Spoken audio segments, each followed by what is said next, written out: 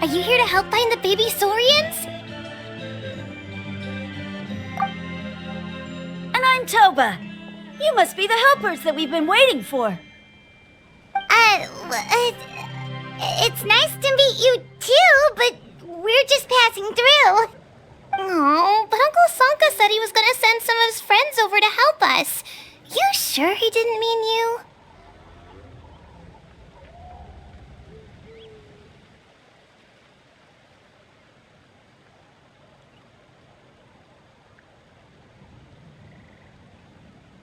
Yeah, sorry. Whatever this is about, it sounds like you've got the wrong end of the stick. Wrong end of the stick? Darn it! We've been tricked, Huni. I should have known that Glasses Guy was a con artist. What are we supposed to do about the baby Saurians now? Time's running out. It's okay, Huni. Don't worry. Why don't you tell us what happened with these baby Saurians, huh?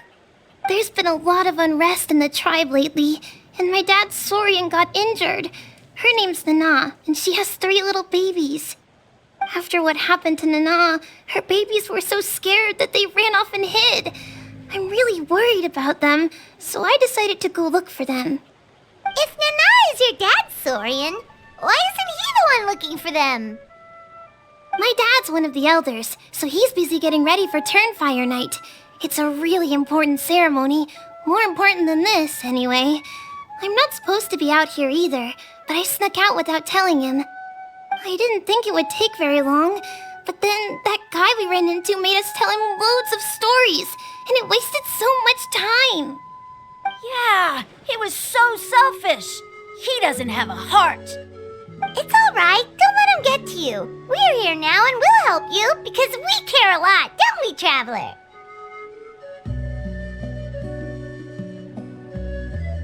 They should be. I already managed to find their tracks, and it seems like they're hiding on the cliff.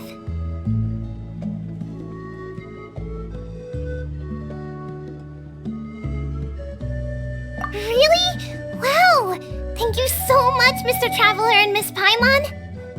Awesome. You gotta be careful out on the cliffs, though. They're really steep. Even grown-ups have trouble climbing them.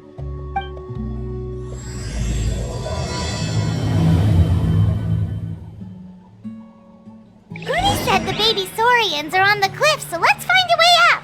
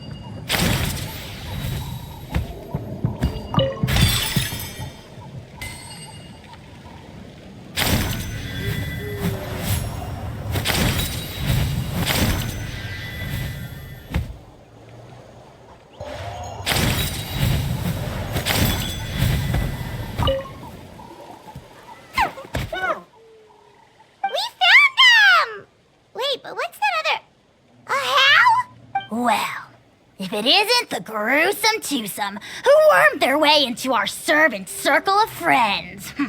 Still awestruck from the last time we met? Would that be why you hastily scrambled up here to pay your respects the moment you saw us? I suppose we can't blame you. Such is the spell that our majesty casts on our minions. Very well. You heathens leave us no choice. The almighty Dragon Lord, Kahula shall grant you the audience that you seek. Come, pucker up. You may now kiss our feet. Wait, aren't you like Kinich's sidekick? What the heck are you going on about? You're somehow managing to be even more annoying than the last time we met. Silence! Who are you calling sidekick? We are the Dragon Supreme, sovereign ruler of the Nation of Flame.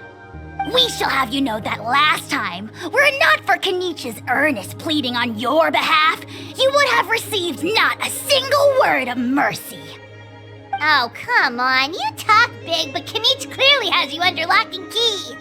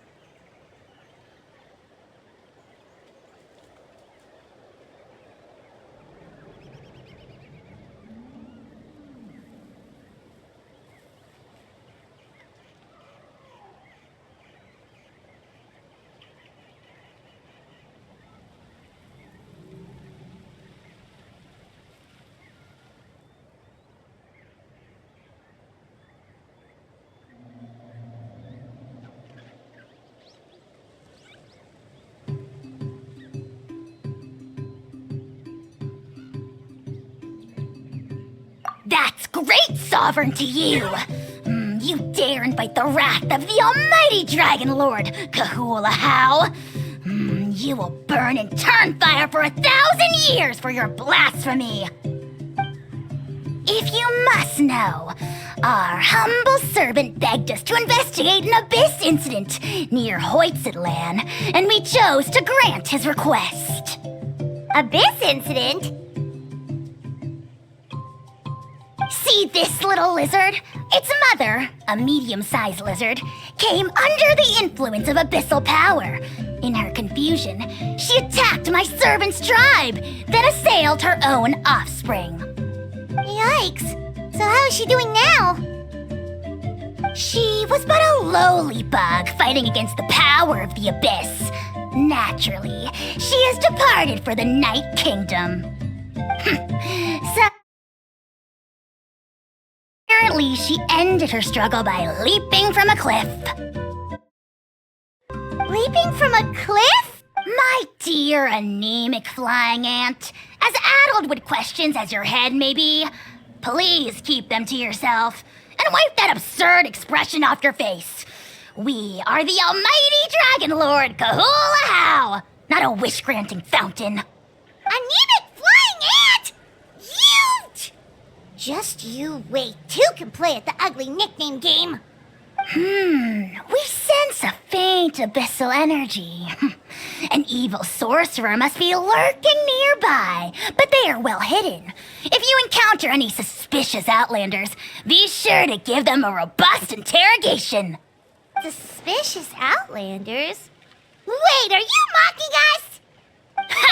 How dare you cast aspersions on your ruler, heathen! You're just lucky that our servant has such vile taste in friends. Otherwise, we would beat you black and blue, and then purple, then black again! If you're not here to kiss my feet, then get out of my sight. Do not impede the work of the almighty Dragon Lord, Kahulahau! Potty mouth on that guy! I'm furious! Still, good to know about the abyss threat, huh? Wasn't expecting that. Let's not get sidetracked.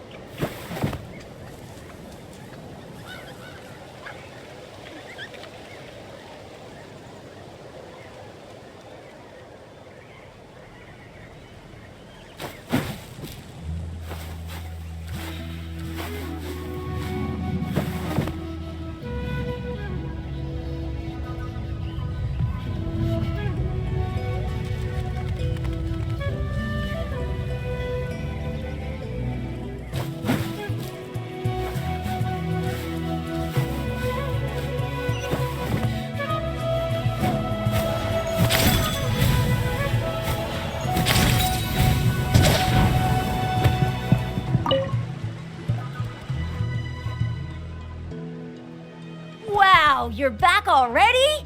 That was so fast. I'm so glad that the babies are all right. Thank you both so much. Now we can finally go home and stop worrying about them. You're welcome. Pizza cake! You're not from Natlan, right? Because your clothes look different than ours. Hey, you must be tired after all that climbing. You should come take a rest at my house. Yeah, please come. I promise you'll get a big Scions of the Canopy welcome. We love having guests, and you're really nice people. Not like Glasses Guy. By the sound of it, Glasses Guy wasn't from Natlan either, right? Uh-huh. Well, his clothes sure weren't. You know what? Now that I think about it, there was something really fishy about him. Really? Maybe he was the suspicious outlander that Ahau mentioned.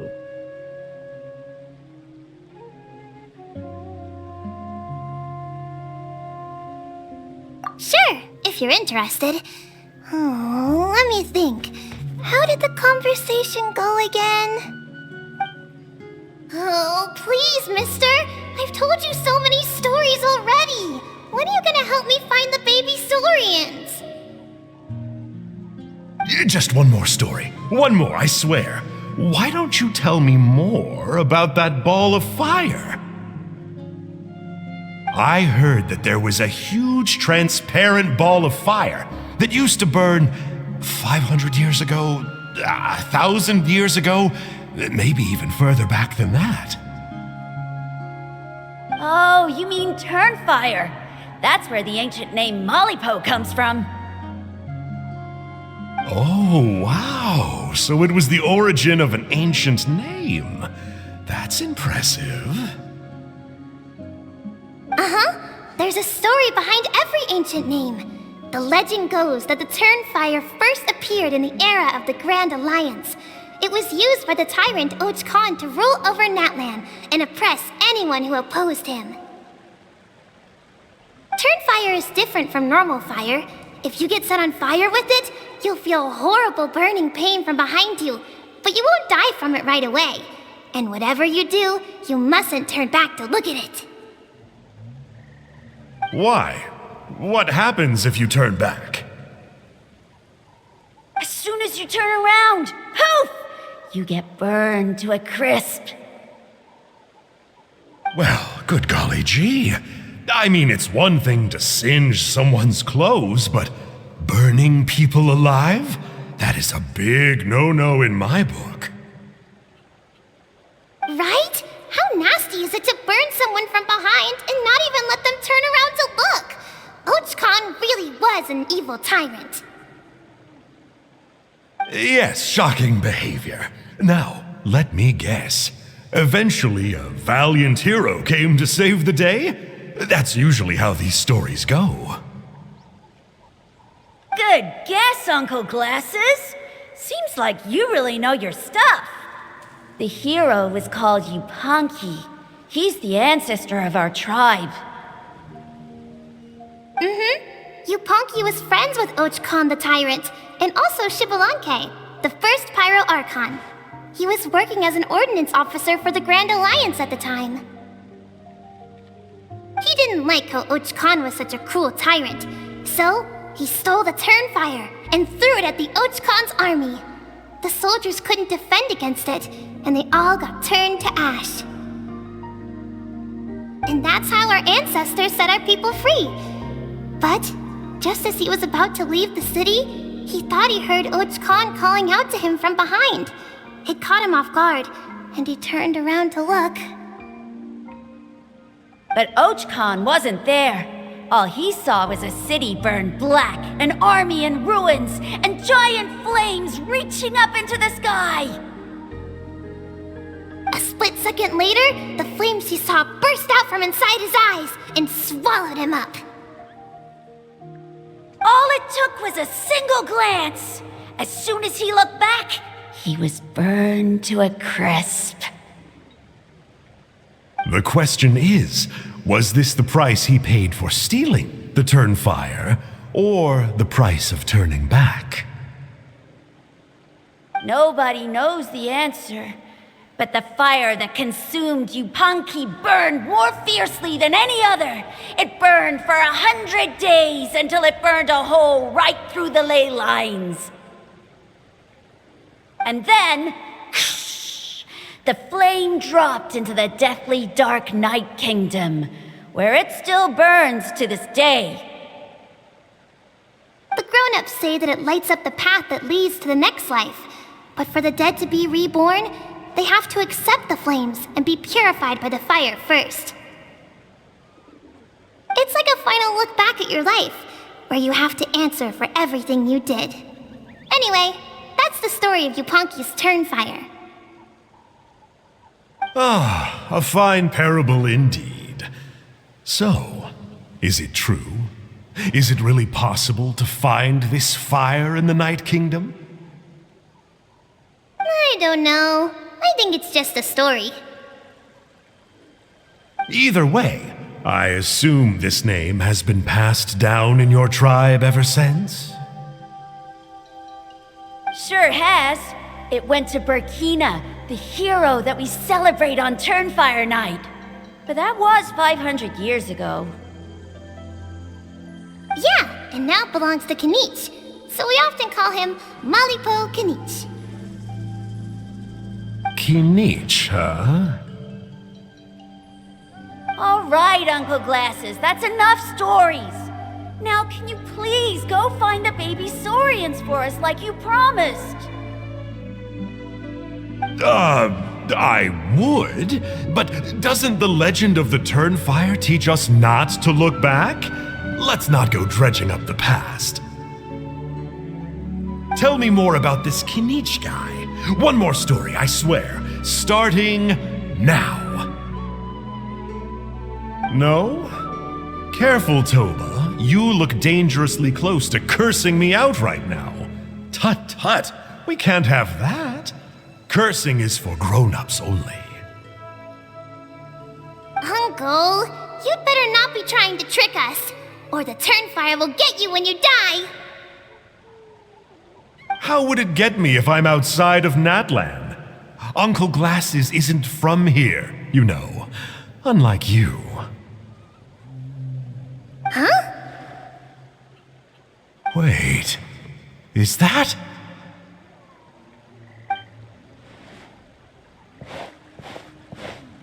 All right, kiddos. I'm a man of my word. 2 of my friends are on their way here, and, yeah, they'll help you out on my behalf.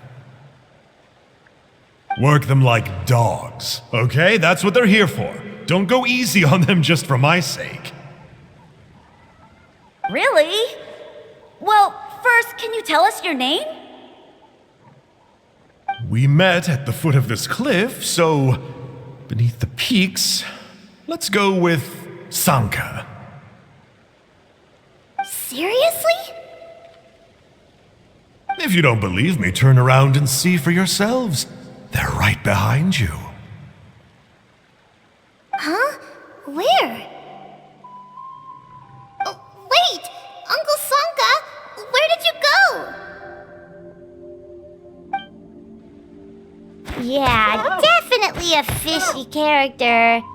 It sounds like he was digging for info about the ancient names.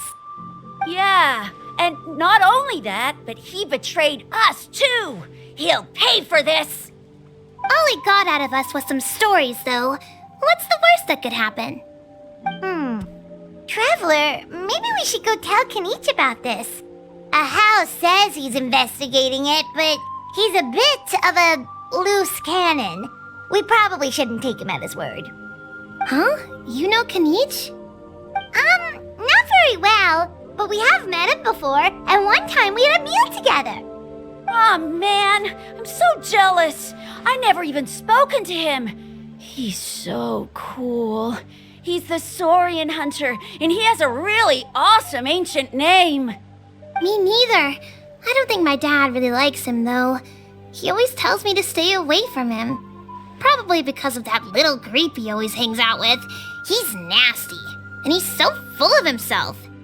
Oh, the creep who calls himself Kahul Ahau? Yeah, we've had the Pleasure of meeting him too. He sure loves pushing people's buttons. Exactly. I don't know why Kinich partnered up with him. Why didn't he pick me instead? Uh-oh! Huni, look how late it is! We've been out way too long. We better get home now or we'll get yelled at. Oh, yikes. You're right. Okay, well, this path here leads to our settlement. If you decide to visit, remember to come to my house.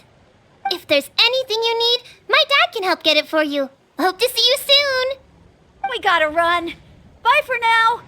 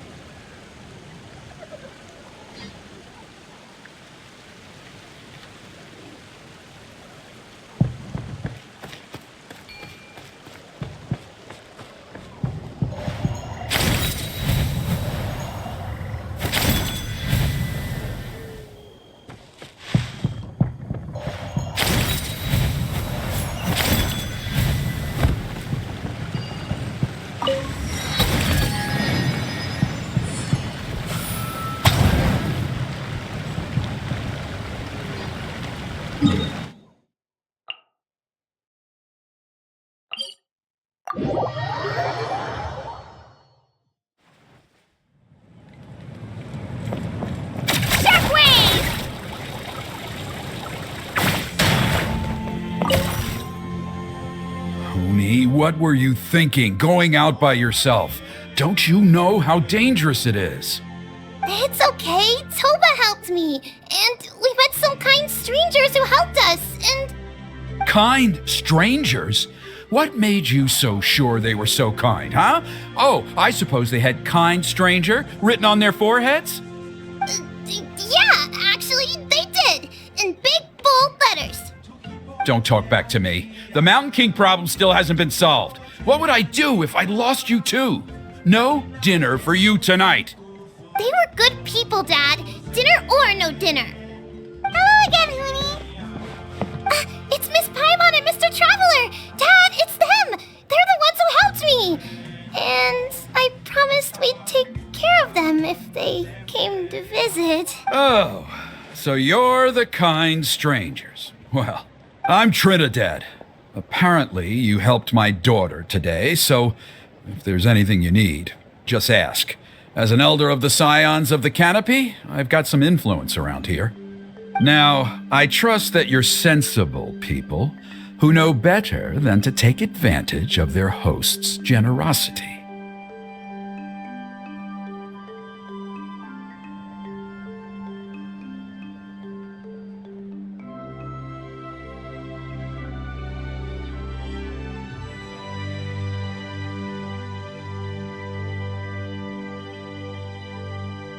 Yep, just helping a neighbor. We're not looking for anything in return. Oh? Well, let's hope so. Dad, please! They're not bad people. They've eaten at the same table with Kinich before. Be nice to them. Kinich! Wait! I heard that two mysterious travelers from afar showed up at the Stadium of the Sacred Flame. Are they you?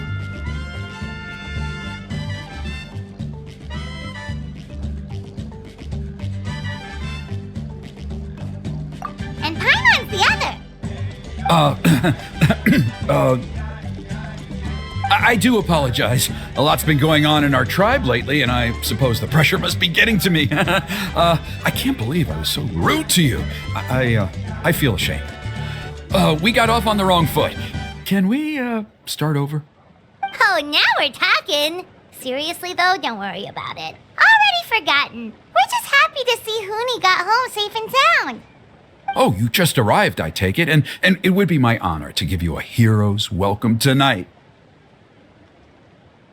Careful now, that's quite an about face. We've heard that kind of thing can lead to spontaneous combustion around these parts.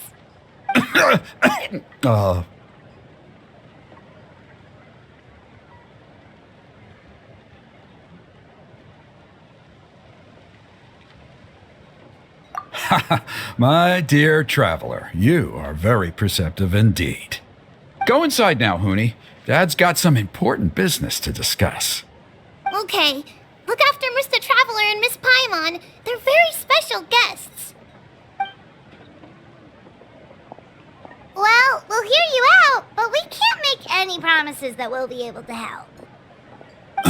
Well, this is a matter of utmost importance. Please, allow me to explain. For many years, our tribe has celebrated the Turnfire Night. It is a traditional ceremony among the Scions of the Canopy in which we remember our ancestor, Burkina, and his companion, Kangamato, the Mountain King.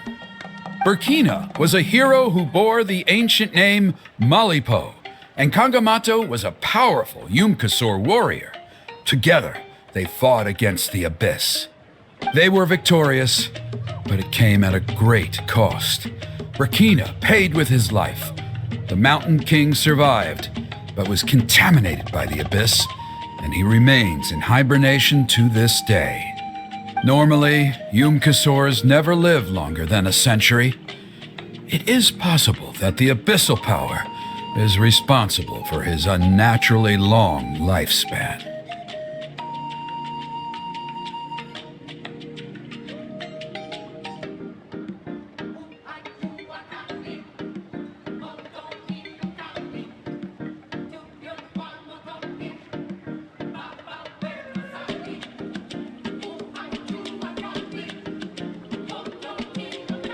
Oh, that's right. The Mountain King is a living symbol of our glory, but even this glory comes at a price.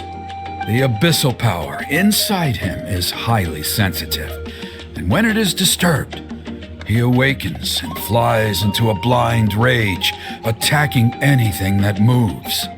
So, besides the ceremony, another important part of Turnfire Night each year is cleansing the abyssal power inside the Mountain King so that he will remain sound asleep. However, Abyss-related incidents have been on the rise in that land lately, as I'm sure you're both aware. As a result, it has become increasingly difficult to keep the Mountain King in hibernation.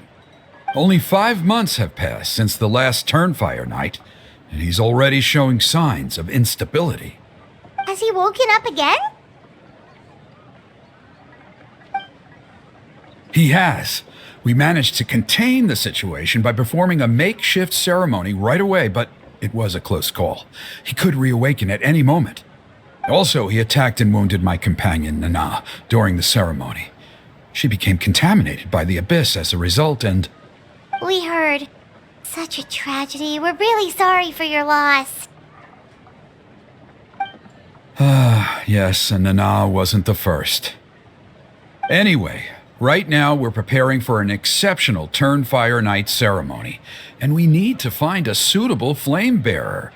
From what I've heard about your adventures, I believe you would be perfect for the role.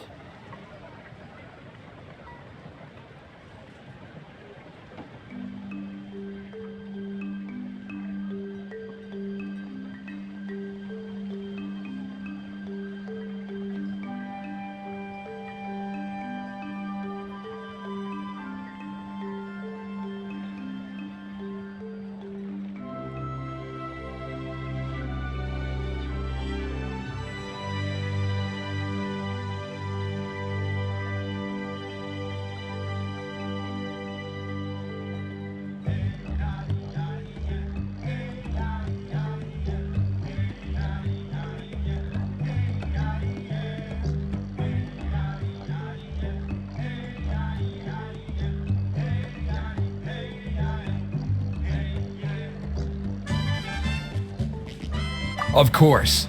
Plus, he's a bona fide hero who inherited the Malipo name. Oh, you mean Kinich? Yes, he's the one. A hero, worth his weight in gold. And unfortunately for us, he's all too aware of that. No prizes for guessing what he said when I asked him to host a Turnfire Night outside of the annual schedule.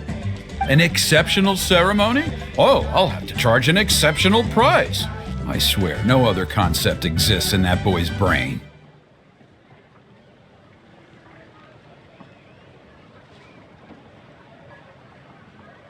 I'm not the one to usually talk about people behind their backs, but I'm convinced the Wyub got hit on the head and took a wrong turn the day it chose to give that ancient name to him. I mean, have you ever heard of a hero whose mantra is, "What's your asking price?"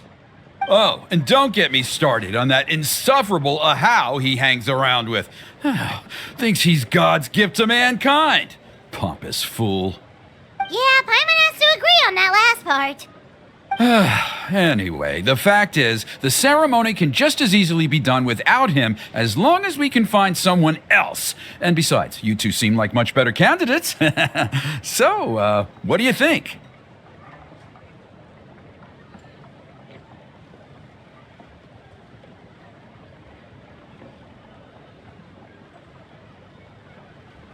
Wonderful! I can't thank you enough. Huni was right about you.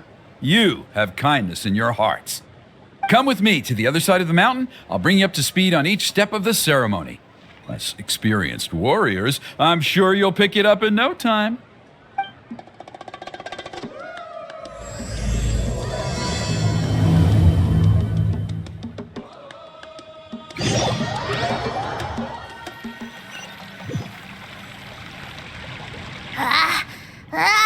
Achoo!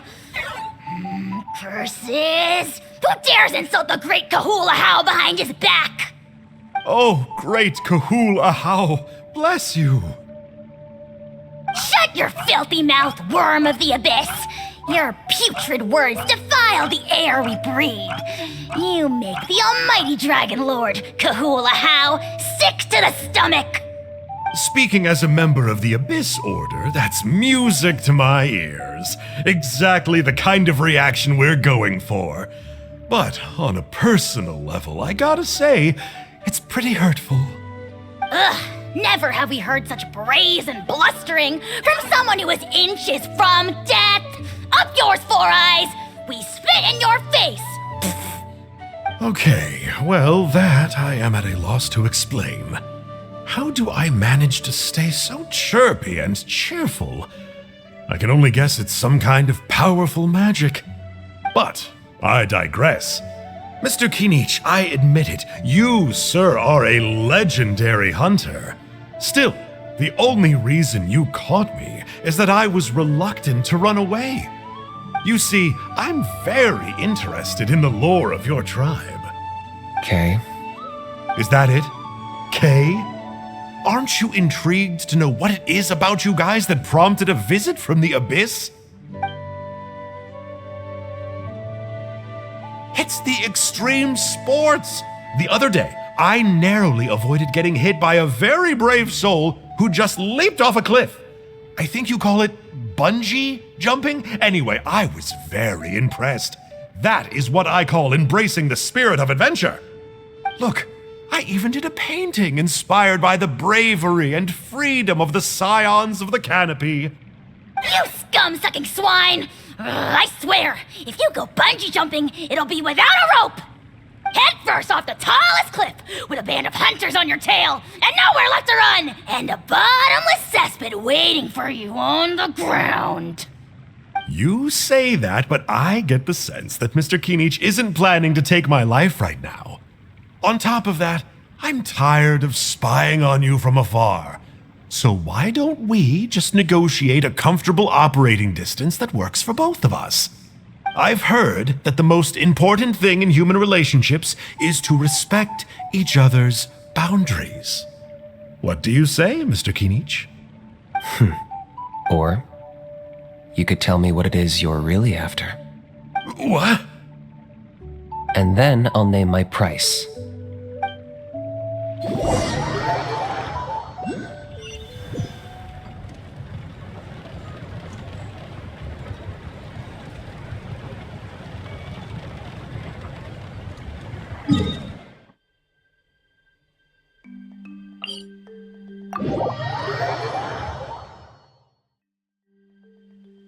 It's to win!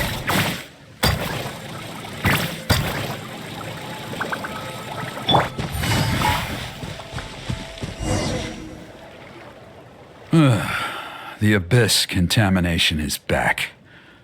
No surprises there. No doubt that explains the Mountain King's recent activity. See those torches over there? Those are the Sacred Flame offshoots that we requested from the Stadium of the Sacred Flame. They contain the power of the Pyro Archon.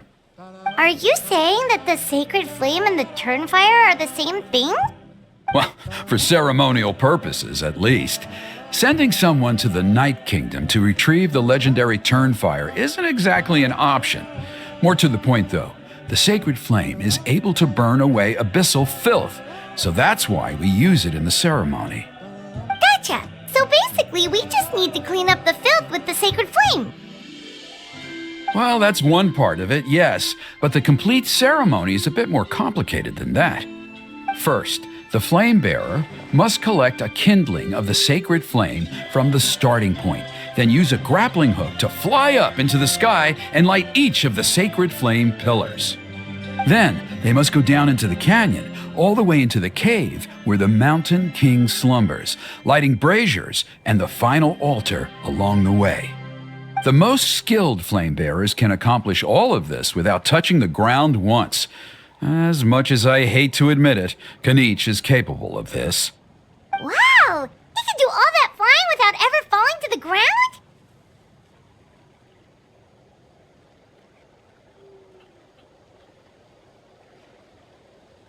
Well, of course Paimon can. It'd be much harder for you guys.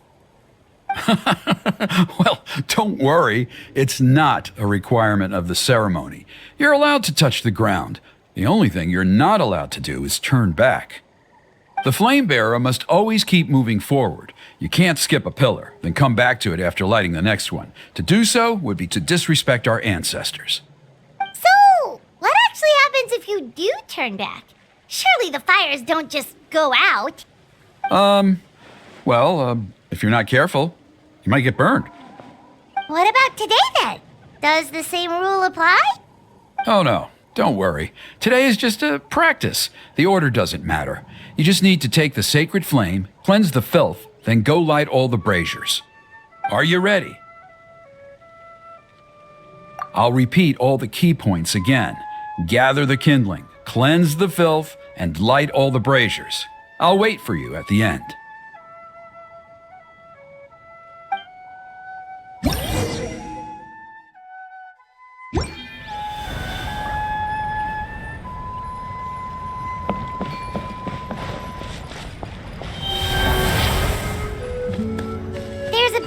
Filth over there! Let's burn it away with the sacred flame!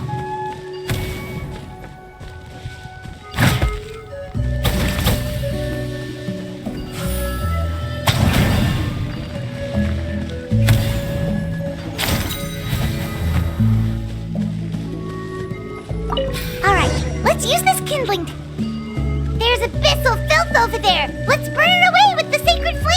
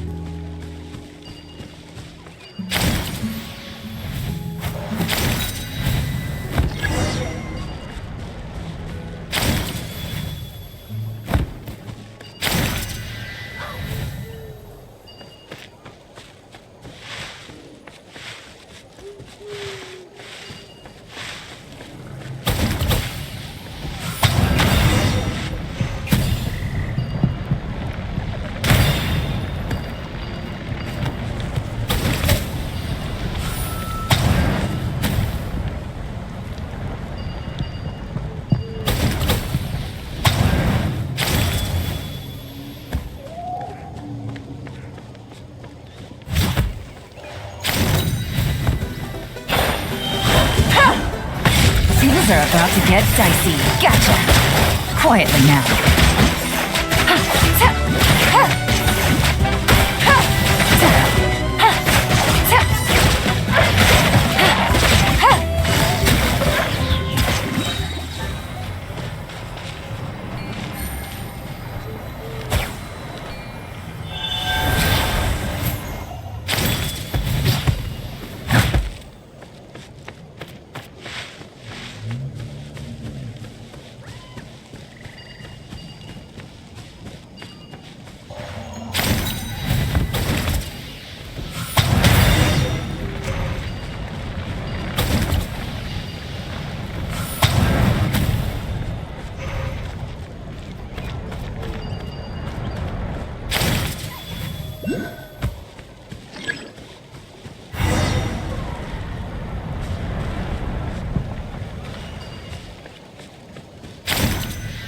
should be all the braziers. Let's regroup with Trinidad.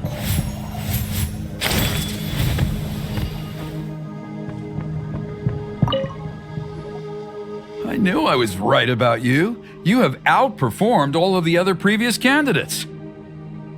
If there was an ancient name for outstanding flame bearers, I'm sure the Wyab would consider you for the honor.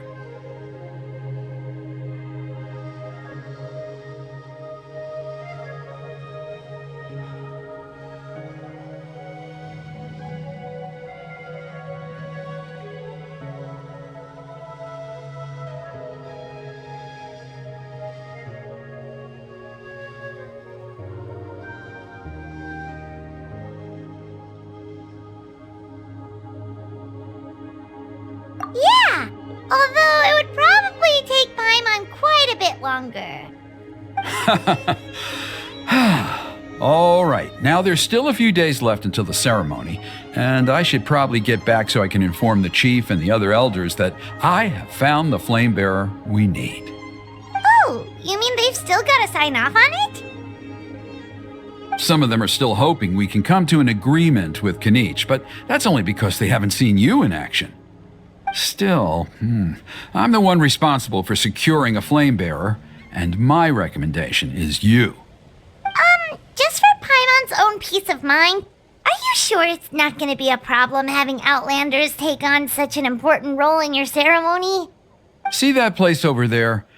There was a time, long before the age of Burkina and the Mountain King, when we, Scions of the Canopy, called that our home. After a period of upheaval, our ancestors were forced to move away. Now, it has become a place where our youths go to develop courage and kindle a spirit of adventure. If we fail to keep the threat posed by the Mountain King at bay, it might not be long before we have to move again and find a new home. So, to answer your question, I think everyone will agree that you are the right choice. Fair enough. Desperate times call for desperate measures. I'll need you to drop by my place at some point before the ceremony, if that's all right. There are still a few final details that we need to discuss. Okay, see you later then. You have my gratitude. We've helped out with a lot of other local festivals before, but this one feels a little different. Anyway, let's take a break before heading back to Trinidad's place.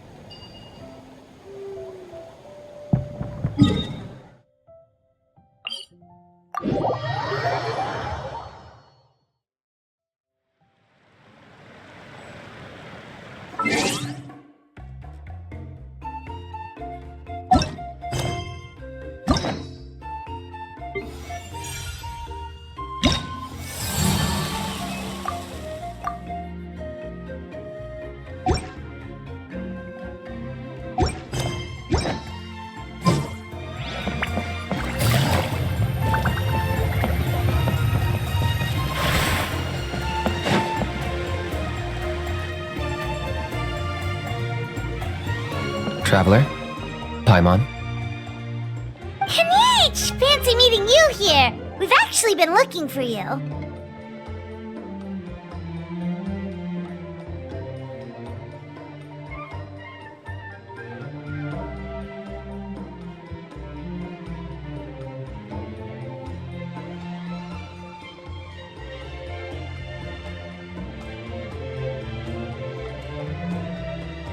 I'll get straight to the point. I hear you accepted a proposal from Elder Trinidad. Oh, the Turnfire Knight.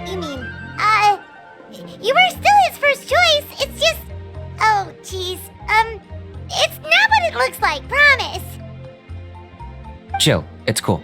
I only mention it because there's something you should know. And I suspect Elder Trinidad hasn't been completely forthcoming with you. His true intention is to resolve the Mountain King problem once and for all. Once and for all? You mean this'll be the last Turnfire night ever? That's right. He wants to use you to send the Mountain King to the Night Kingdom. To the Night Kingdom? You mean... To his death. Whoa! Are you serious right now? You shouldn't go blurting out accusations like that. It could get you in trouble. Too blunt? Okay. I'll phrase it more gently. There is potentially a possibility that Elder Trinidad may be hoping that during the course of the ceremony, you kill the Mountain King dead. But that's ridiculous. He told us the Mountain King is a living symbol of your tribe's glory. And that glory comes at a price. Oh, that's right. The Mountain King is a living symbol of our glory, but even this glory comes at a price. Ah, yes, and Nana wasn't the first.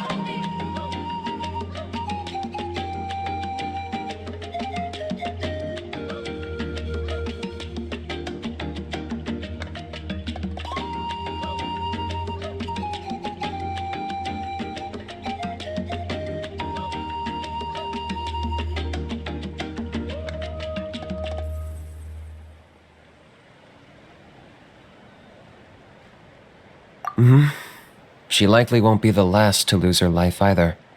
Still, is killing the Mountain King really the only way? It seems so extreme.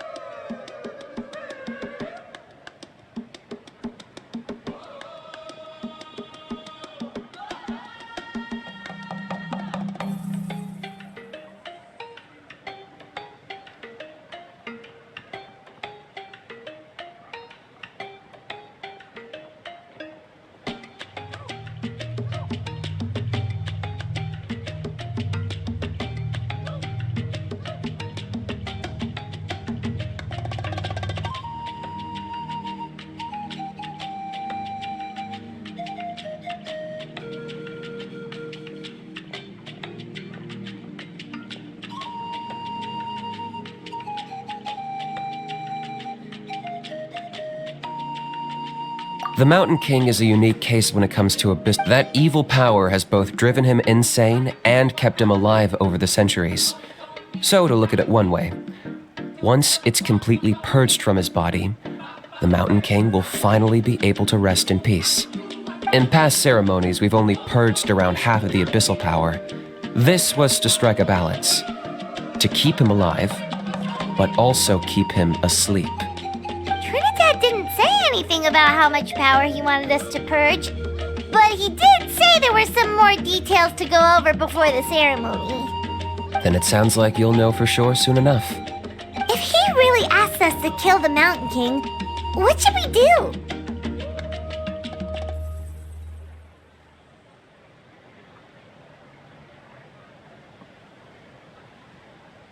I know this must come as quite a shock, so I suggest you act like you didn't hear anything for now.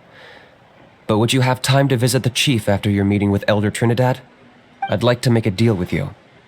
What kind of deal? One that comes at a very reasonable price. I'm sure you have plenty of other questions, but we can talk more later.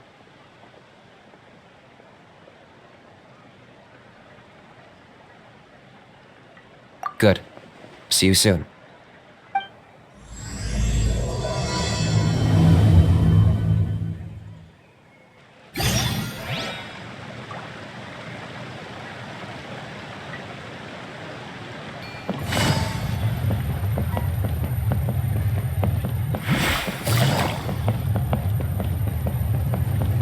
Right here! Ah, mighty Outlanders, you have returned. Did you have a good rest? It was, pretty good, yeah. Glad to hear it. Things are progressing very smoothly on my end. Many of the elders have heard of your heroic deeds, including the chief. They all speak very favorably of you. There are still those who insist that the ceremony should be performed by the bearer of the Malipo name. But they're just stuck in the past. We need to move with the times. Plus, Kinich doesn't want to do it anyway. Exactly. So, now, it's time for us to discuss the finer details of the ceremony. We covered the fire lighting part of the proceedings yesterday. The next part is the purification of the Mountain King.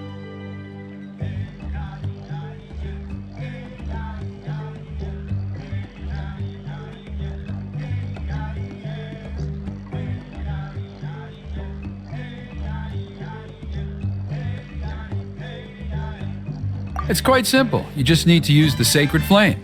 We've done it plenty of times before, and it's always very routine. I'm sure you won't have any problems.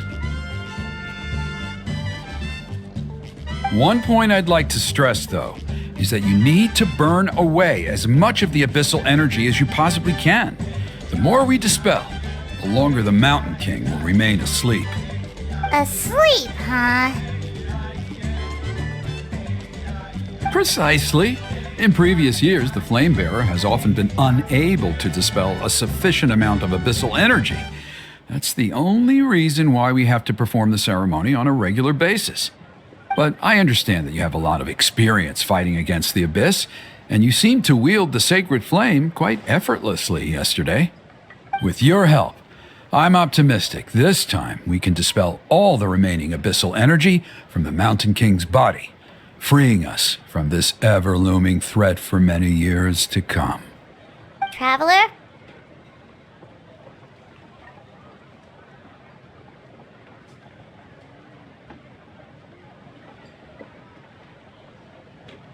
So this doesn't faze you at all, huh? You clearly have a lot of confidence in yourself.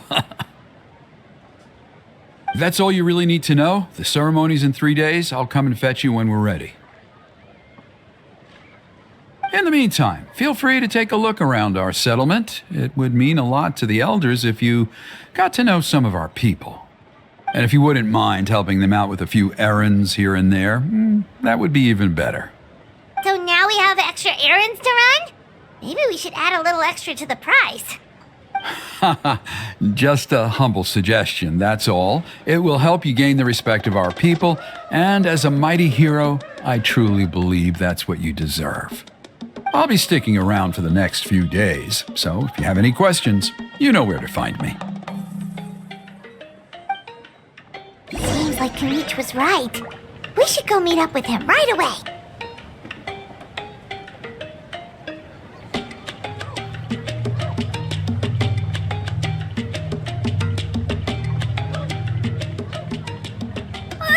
I just saw a brick that wasn't properly stacked. What should I do? Let's go, Squirrely! Huh, you're here. Kinich, Elder Trinidad said that... I can tell. It's written on your face. Is that the Traveler in Paimon? Forgive me for not being there to welcome you on your arrival. That should have been my duty as chief. Hello, Chief Wyna. I only heard the news from Trinidad yesterday, so I asked Kinich to invite you over for a quick chat.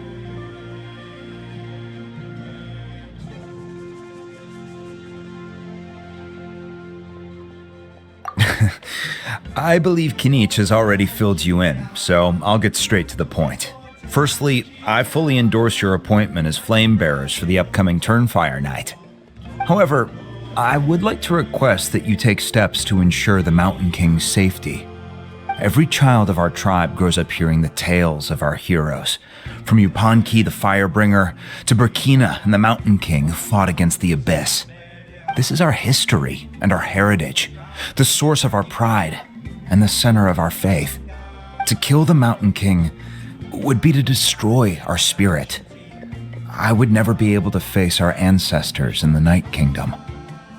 Nana's death was a great tragedy, and I do not blame Trinidad for the actions he has taken. Nevertheless, I cannot allow any harm to come to the Mountain King. The very roots of our identity are at stake. My honored guests, please give this matter your serious consideration.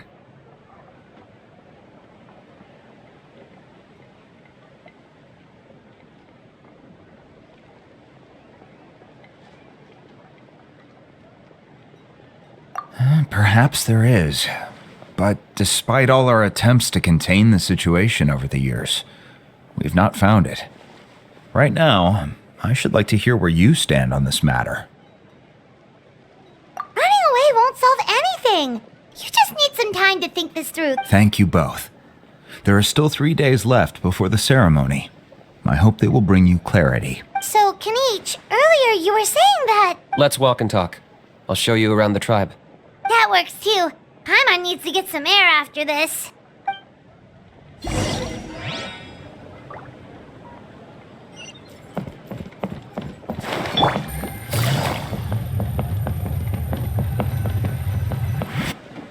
Kinich, Paimon finally understands why you turned Trinidad down.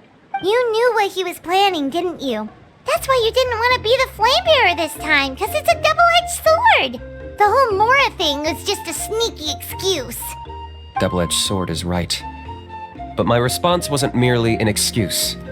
To solve this exceptional problem, I'm working on it. Really? Well, come on then, let's hear it. In a moment. Didn't you have a question you were about to ask me? Oh yeah. What was it again? Oh, right. We need to talk about How. He's completely unhinged. I agree that he has a problem. He needs disciplining, so I hired him a teacher. You got him a teacher? Oh, Paimon would love to see him get... Anyway, moving on. When we ran into How, he said you two were investigating some Abyss thing together. Is that related to the whole Mountain King situation? Yes, that's the angle I've been working on. I'm a Saurian hunter, but I occasionally hunt the Abyss too. One time I was pursuing some purple demonic dogs when I accidentally entered a hidden space. I did some research after the fact. Apparently they're known as beastly rifts, and there are many of them of all different sizes. So, if we can locate one of these beastly rifts, clear the monsters out, and move the Mountain King inside, he'd be able to continue living. Whoa, that sounds kinda crazy. It's not without its risks, of course. There's a lot of unknowns in the equation. For instance, for all we know, a prolonged period inside the rift could make the Mountain King's condition worse. Still, we desperately need something like this, even just as a temporary measure. You've seen the conflict the issue is causing in our tribe for yourselves, and believe me, it's been a long time coming. The chief is adamant about keeping the Mountain King alive, whatever happens. Paimon, everyone can understand. It's less about the Mountain King and more about preserving your culture and heritage. Yes, but on the flip side, you've got people like Elder Trinidad, who is more concerned about protecting the people he cares about now and into the future. And he has every right to take that view. No one can seriously tell them that's a fair trade. You're right. There's no easy answers here. Let's leave that to one side for a moment and assume we go with your plan. How do you actually intend to find one of these beastly rifts? Because at least in our experience, the dogs open the rifts when they want to attack us, not the other way around. I think I know a way.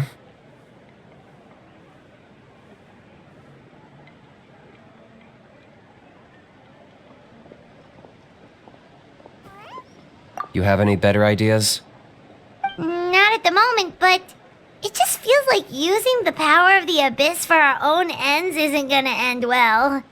After all, the Abyss is what turned the Mountain King into a monster in the first place. People are gonna think you've lost your marbles.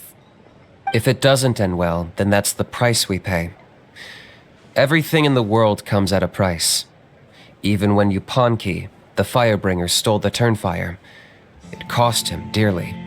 The Mountain King's erratic outbursts have brought tensions within the tribe to a boiling point. Unless this gets resolved quickly, everyone will be stuck in a stalemate. Alright, so what's this deal you wanted to make with us? We're hardly experts on exploiting abyssal power. All I need you to do is keep people away from me. I'm getting harassed on a daily basis by people trying to convince me to be the Flame Bearer.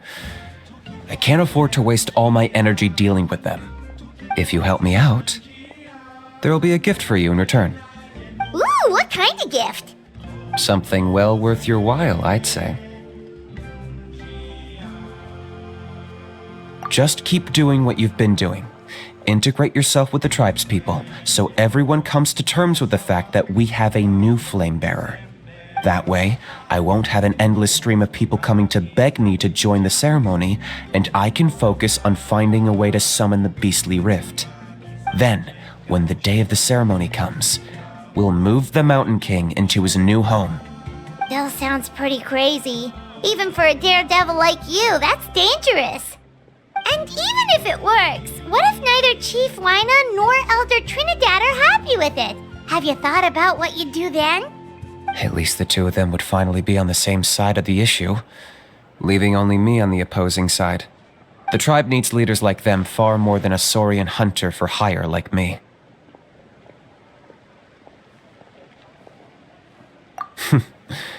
Can I take that to mean that we have a deal? For sure. And who knows, maybe we'll come up with an even better solution to all of this in the next couple of days. Great. Well, for the next couple of days, please spend some time among the tribe and lend a hand wherever you can. I'm sure everyone will be swept off their feet when they meet our new Flame Bearer. Good luck to us both.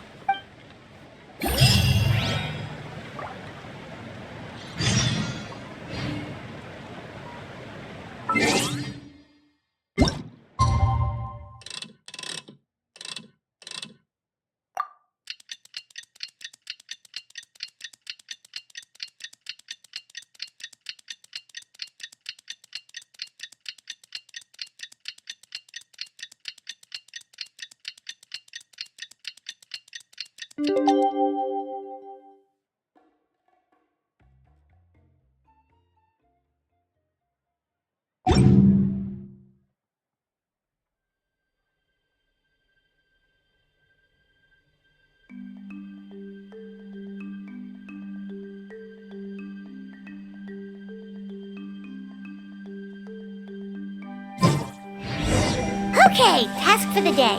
Meet the tribespeople and take some heat off of Kinich's back.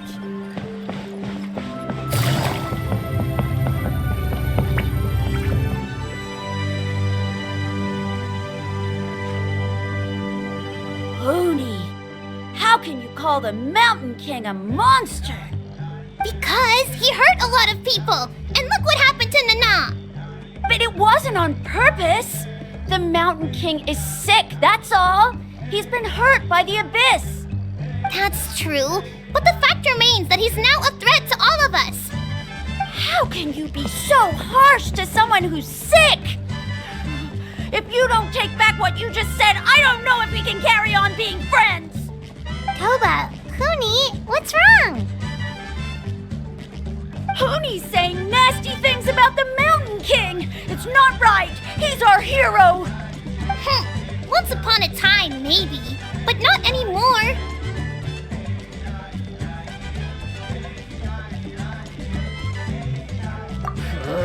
Yesterday, maybe, but not anymore.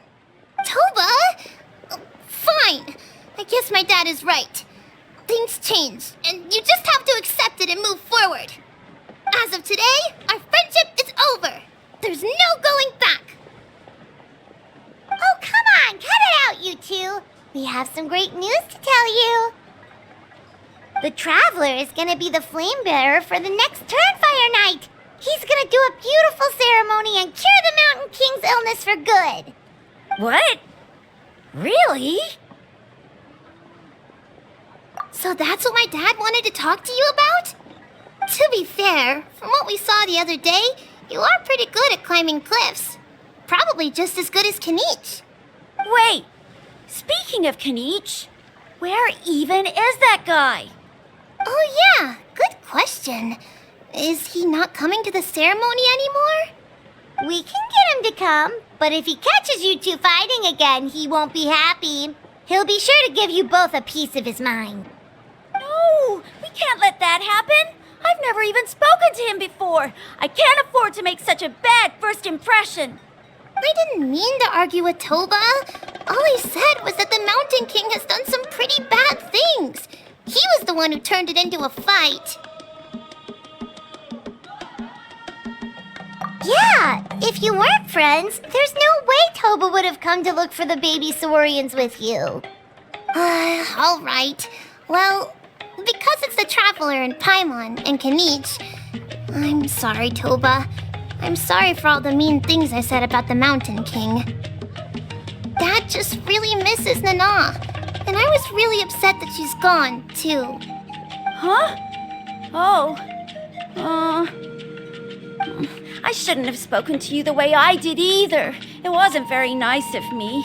For the Traveler and Paimon, Kinich, and for Nana. I'm sorry too, Huni. That's more like it. Now you're best friends again. Guess so. Toba, if I ever say something mean about the Mountain King in the future, I'll make sure I say it to someone else, and not you. I'd better go buy some colored cloth for my dad now. He needs it for Turnfire Night. Let's play again some other time.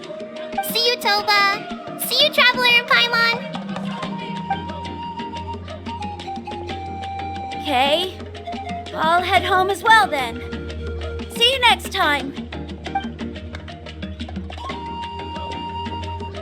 Okay, take care, you two. Even though they said they're sorry, let's just hope we can solve this once and for all. Come on, let's move on.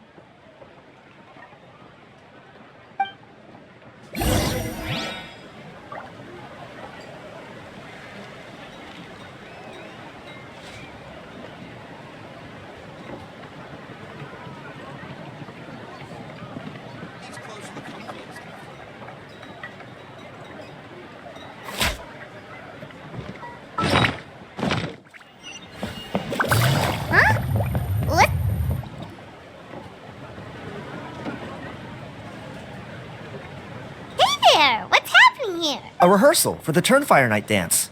Ooh, there's a dance involved? Paimon wants to learn too. You don't know it? I guess you're not from these parts, huh? It's rare to see a new face around the tribe these days. I thought everyone would be keeping away. Why do you say that? Because of the Turnfire Night, of course. The Mountain King could wake up at any time. That's why we're holding an emergency ceremony.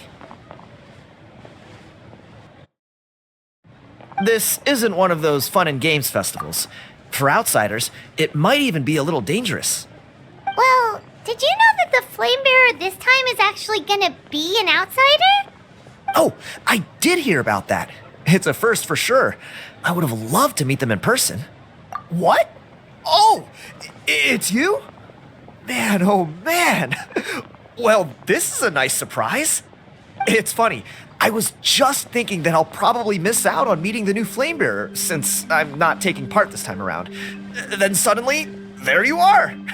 Must be my lucky day! You're not taking part in the Turnfire Night? How come? You're not an outsider too, are you? You must be joking. Watch this!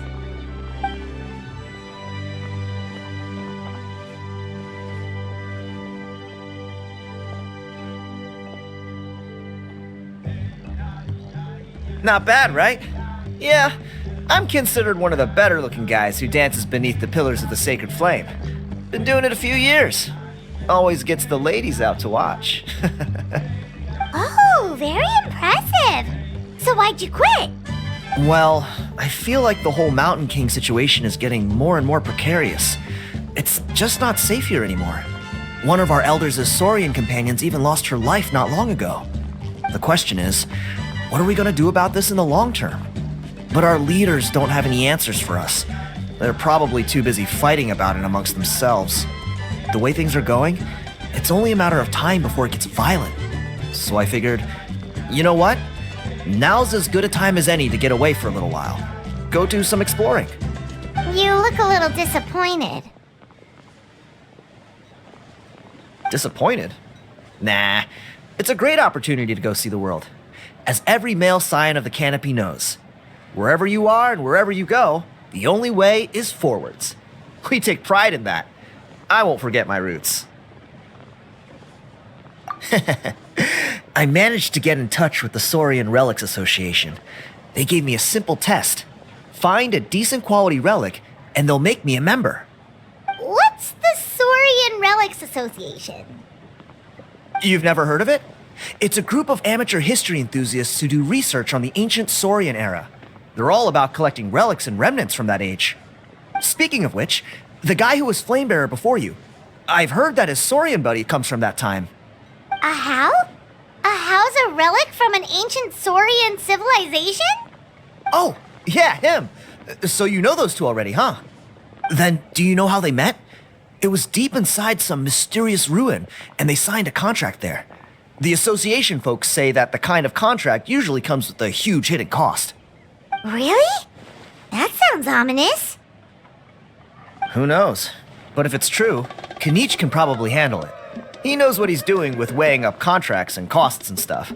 I doubt he'd make a contract that doesn't benefit him.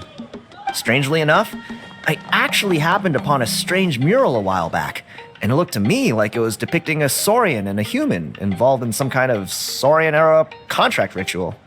Oh, does that count as a relic then? You bet it does. I was all ready to go take a picture of it and use that as my entry ticket to the association. But after all the abyssal activity recently, I heard that area's been overrun by monsters. The best laid plans, huh? I'll just have to wait and see if things improve. Or, you look like you know your way around a fight. I don't suppose there's any chance you'd be able to help? If all you need to get is a picture, that should be pretty achievable, right? The Traveler deals with monsters all the time. It's a piece of cake. Wait, you're seriously gonna help me out? Come on, it's no big deal. Compared to some of the things we've been roped into before, this is nothing. Pyro Archon above, you two have hearts of gold, you know that? You're the kind of people who could dive into the Turnfire deep in the bowels of the Night Kingdom, and it wouldn't burn a single hair off your head. Of course it is. All right, come with me. I'll show you the way.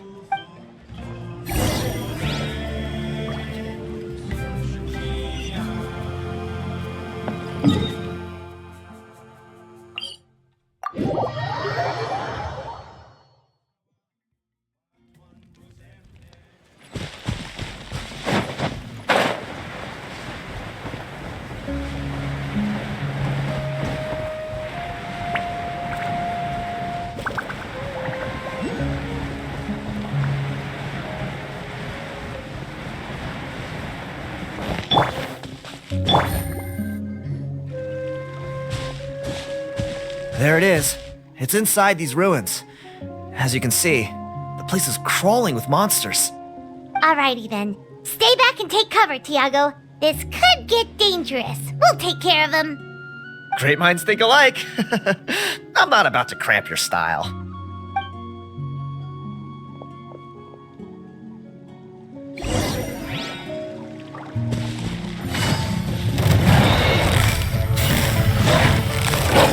Game's up.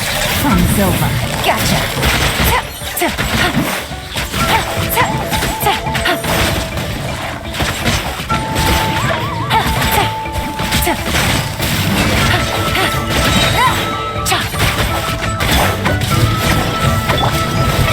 Oh, brilliant! Quietly now. Things are about to get dicey.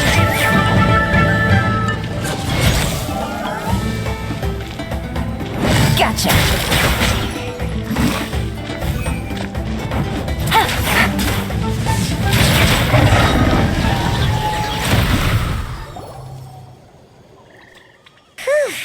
That should be the last of them. It's a good thing Tiago had the sense to stay in his hiding place, or things could have got... Hey, look! That's gotta be it, right? Definitely looks like a mural.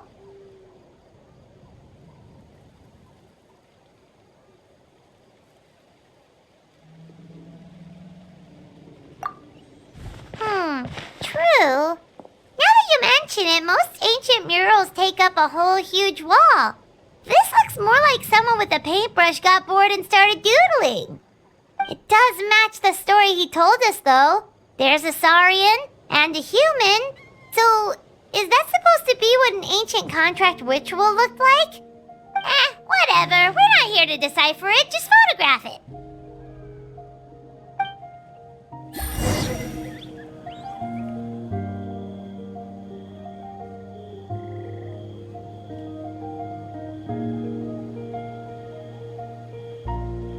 I got a new letter from an informant. Looks like the situation has changed again.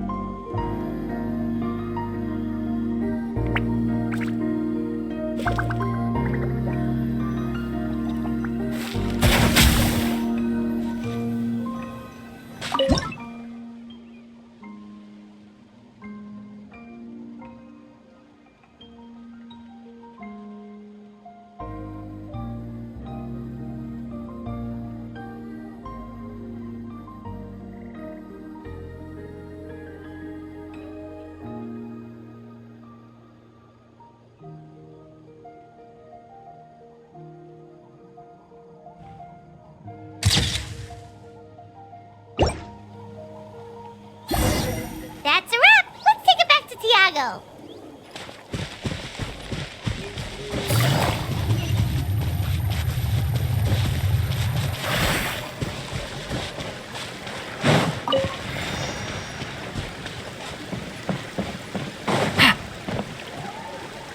You've been robbed? Oh, Ponche. And I thought my luck was bad. I put blood, sweat, and tears into that, and now I've got nothing to show for it. Some gap-toothed...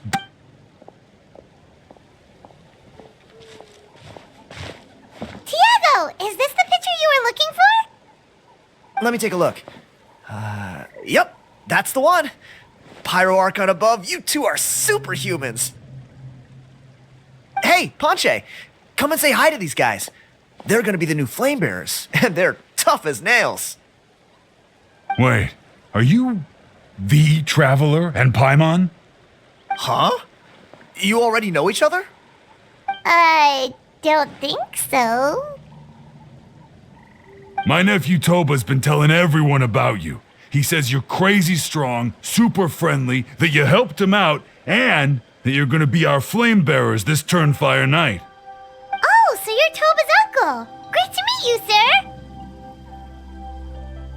Sounds like we managed to make a bit of a name for ourselves. Toba's not wrong, my friend. These two are honestly some of the nicest, most genuine people I've ever met. Everyone speaks incredibly highly of them. Seriously, if you're comfortable telling them about what happened, I guarantee you they'll sort it out in no time. Really? All I want is to get the fruits of my labor back. Allow me to explain. Ponche is a well-known scholar within our tribe, author of the widely acclaimed book, Yupanqui's Turnfire. Unfortunately, the book was stolen by a treasure hoarder a few hours ago. I spent years of my life researching that book. I visited every last ruin, interviewed every descendant of every hero in our history. On the word Malipo alone, I covered at least 5 different interpretations of the meaning based on accounts from different villages. It was an unparalleled masterpiece. And now it's all gone. That little goon ambushed me during my morning walk. He snatched all of my belongings, including my entire manuscript. That book was everything to him. It's like they robbed him of his soul when they took it. Dear honored guests of our clan, I am but a helpless old student. If only for Toba and Tiago's sake, please help me, I beg of you. See what I mean, Ponche? Now you've run into these two, your luck's about to change. I don't know if he's still there, but come on, I'll take you.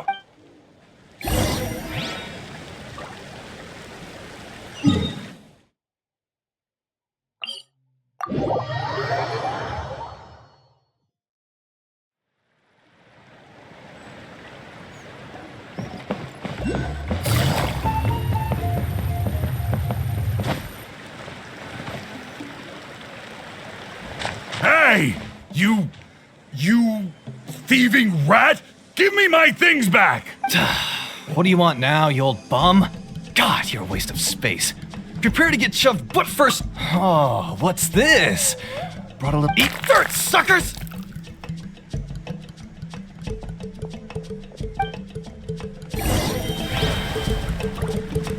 Hey, he's trying to get away! You good?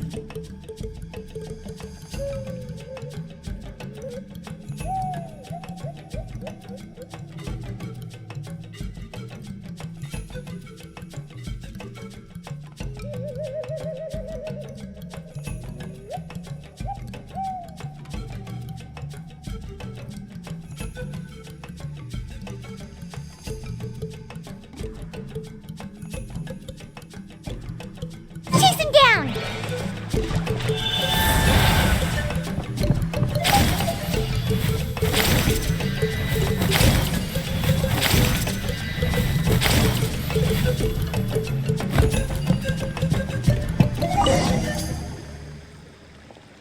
Stop, please! By all the warriors, heroes, gods, and kings, I can't run any longer! Please, I don't have your stuff anymore. Have mercy! Oh yeah? Well, where is it then? You threw it away? The old bum's bag didn't have a single mora in it. Just a tatty. All that time lying in wait was for nothing. I was so mad, I just threw all of it away. Is that really the truth? Okay then, where did you throw it away? The same place you found me. Look, I swear on the Pyro Archon, it's the truth. May all my worldly possessions be turned to ash by Turnfire if I'm lying. Okay, that's a pretty strong oath. What do we do now? It sounds like he's telling the truth. Right, let's hope nobody gets to the book.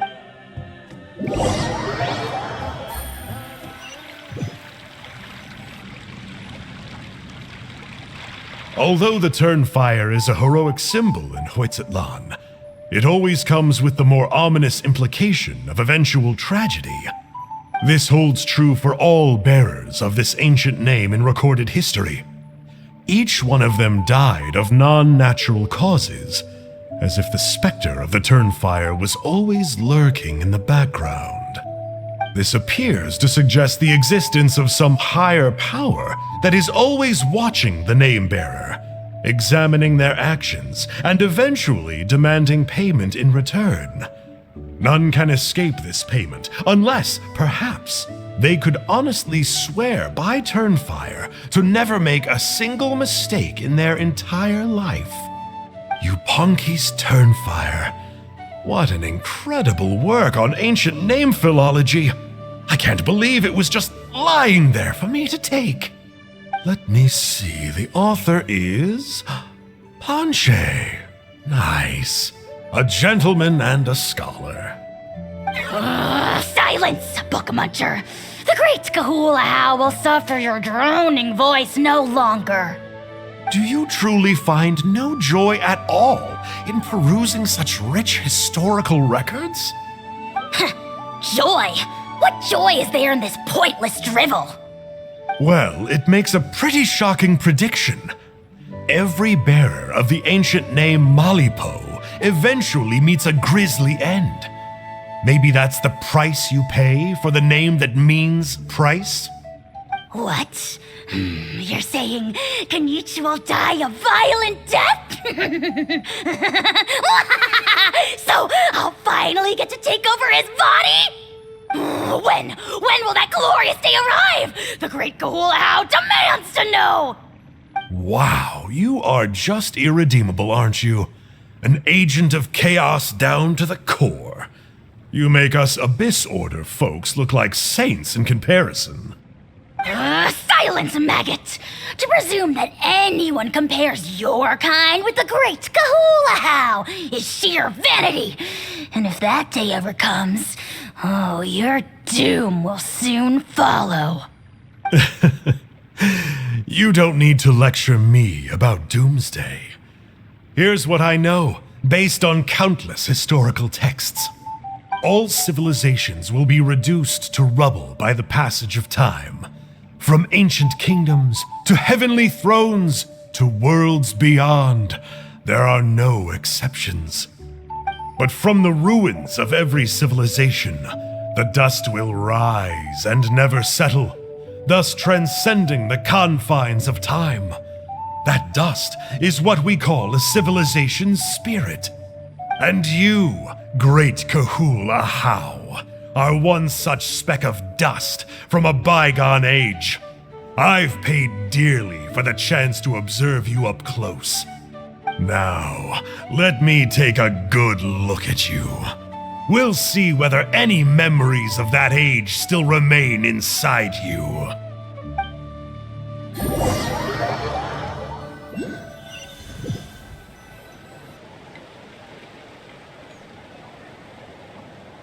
We're so sorry, Mr. Ponche, but we couldn't find your manuscript anywhere.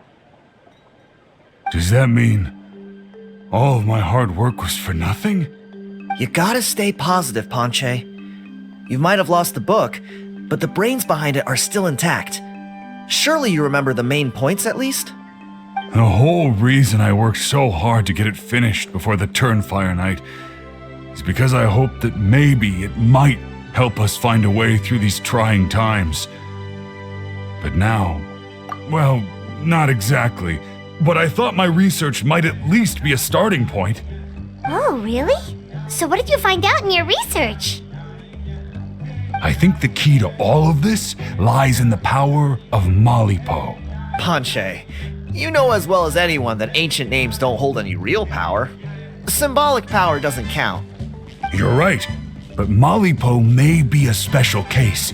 Given that it first arose in the era of the first Pyro Archon, it might contain remnants of Shibalanke's power. Yeah, I remember that story. My grandpa told it to me when I was a little kid. Maybe you're the special case. Most kids stop believing in that stuff by your age. I'm not talking about childhood superstitions here. There is evidence. Like what? Like the fact that the Mountain King is still alive. Everyone attributes that to the power of the Abyss. But there's more to it than that. The key factor is that Burkina summoned the power of Malipo at the cost of his own life. If you don't believe me, then answer me this. How many other creatures can you think of who lived longer, not shorter, after being contaminated by the Abyss? Traveler, different situation but similar idea. Doesn't this remind you of the hilly... So, I came to the conclusion that Malipo must refer to some mysterious ritual involving a tit-for-tat exchange. It began with the first Pyro Archon, fell with the Grand Alliance, then was buried in the Night Kingdom, and now it awaits the call of its new bearer. Hey. Sorry to interrupt, Ponche, but you seem to be getting a little overexcited. I'm sorry. I was originally planning on presenting my findings to Kinich. I'd hoped he would be attending the upcoming ceremony. Sounds to me like you dreamed up one fanciful theory to support another. Kinich, what are you doing here? I more or less finished what I was doing, so I came to have a quick catch-up. Now a good time? Kinich! I'm onto something. I haven't worked out all the details, but you have to attend the Turnfire Night. So Mr. Ponche here has done a lot of research on the history of the Turnfire and thinks he might have found a way for you to solve the problem. I'll be there, Ponche. Let's go.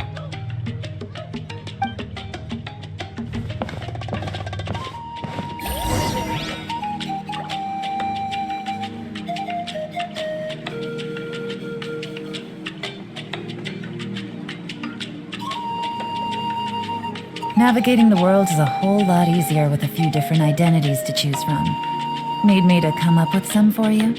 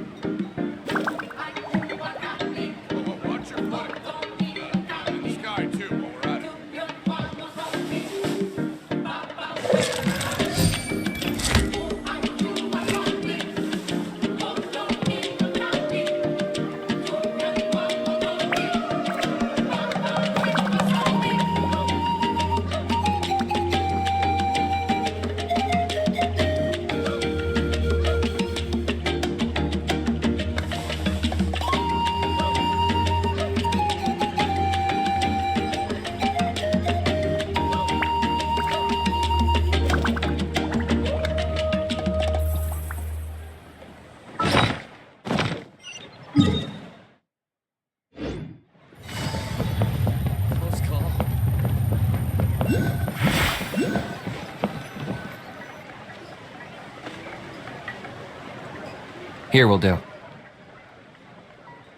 Yeah. I'd like your help giving it a trial run tomorrow. If that works, we have our plan come Turnfire Night. Sounds like you're not considering Ponche's idea. You heard him. He hasn't worked out the details yet. We need a more practical solution with concrete steps to follow. Yet. Are you saying you think he might actually be onto something? I think it's possible, based on something I know about the war 500 years ago.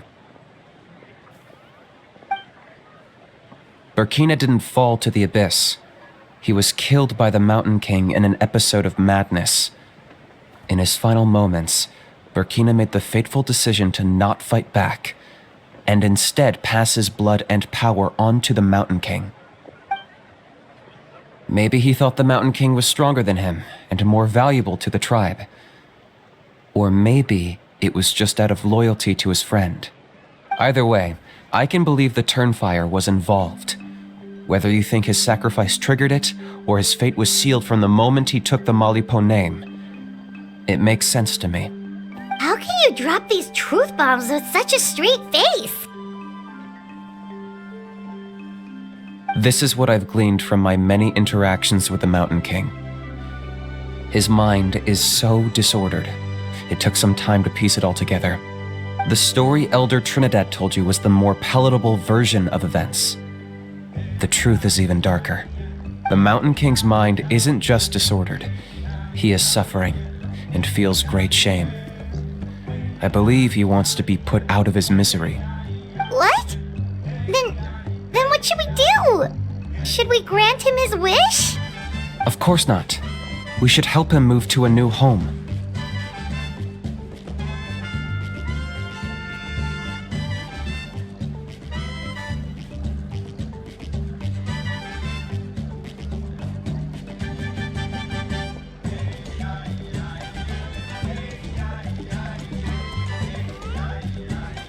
It's the only practical solution. The Mountain King is a hero to my tribe. An object of worship, even. Ending his life would be like desecrating a statue. Still, he's been the cause of multiple disasters, and we can't afford to have any more. Ugh. Practical solutions hurt Paimon's brain. Can we follow our hearts next time? Then let's break for the day. I've already found a suitable venue for tomorrow.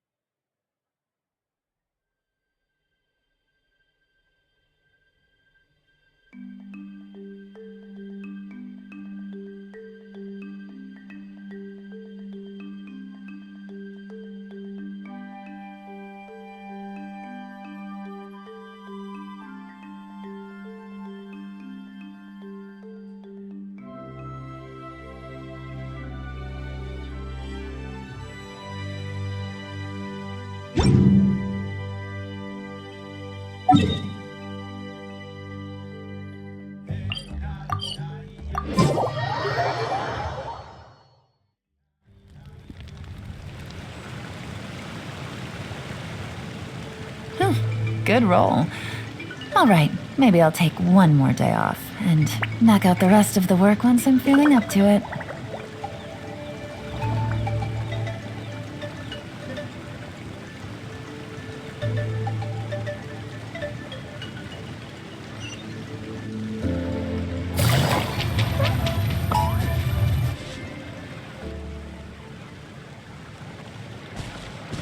You're here. Very punctual. Oh, so the gruesome twosome come crawling back. Very well. the almighty Dragon Lord Kahula shall grant you the audience that you seek. Now pucker up and kiss our feet. Kinich, didn't you say you found him a teacher? He's just as out of control as ever! Hey! No one gets to discipline the almighty Dragon Lord Kahula. No one! Maybe because I've never had a gentle-natured companion like Paimon to compare against. Is that a compliment? Yeah, I see what I'm missing out on now. And it's a lot. Kinich! Ugh! We could drown this measly flying ant in one droplet of spit! How dare you compare her to the almighty Dragon Lord Kahula? Oh, just wait till I possess your dead body! I will commit heinous atrocities! Tear down your legacy! Destroy your reputation! Wreak havoc on your... Ugh!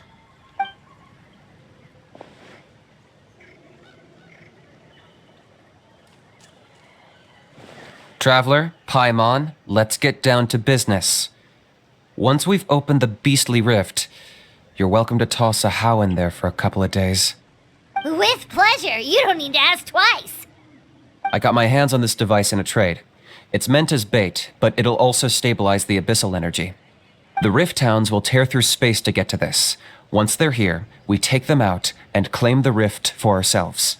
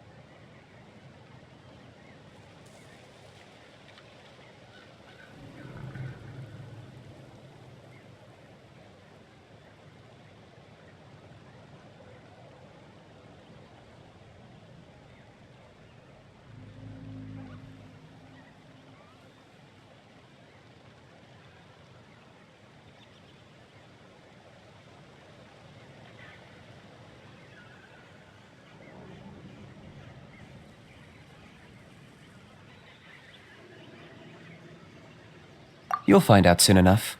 First, let's try this out.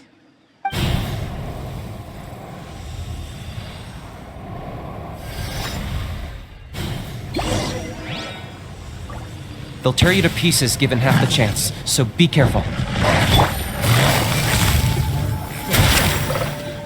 Locked on!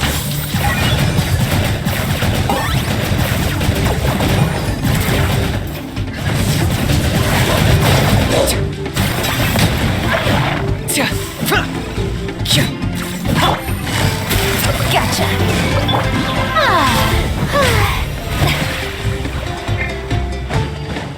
I got him cornered!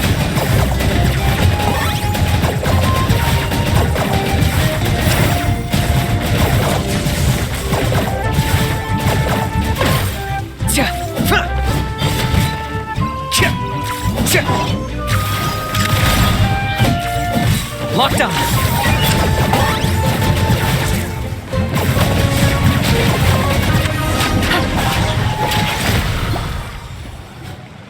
Uh-oh. Are there even bigger ones on the way? You see, Kinich? I'm a man of my word. In fact, I'd say I under-promised and over-delivered. Nifty little gizmo, isn't it? I take it this is your true form? Now that our deal is complete, it's time to start the next phase of our relationship. I made a promise to the great Kahula How, and now I'm here to seize your body for his use. Cliché, I know. The hero's trusted partner sells him out to the abyss in a shocking act of betrayal. Cue bad guy speech and drawn-out death sequence. Huh? Angel? Huh? Huh? What are you two doing here? Oh, Mr. Kinich, this is not what we agreed on. Traveler, this is the gift I got you. I know you're looking for intel on the Abyss Order, so I thought he might be of use to you. But it looks like you've already met.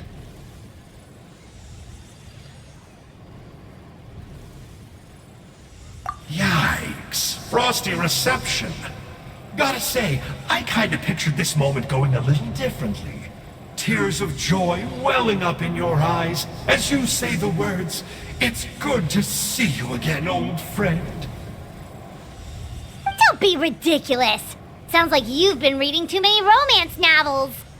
There we have it. Change is inevitable and nothing lasts forever.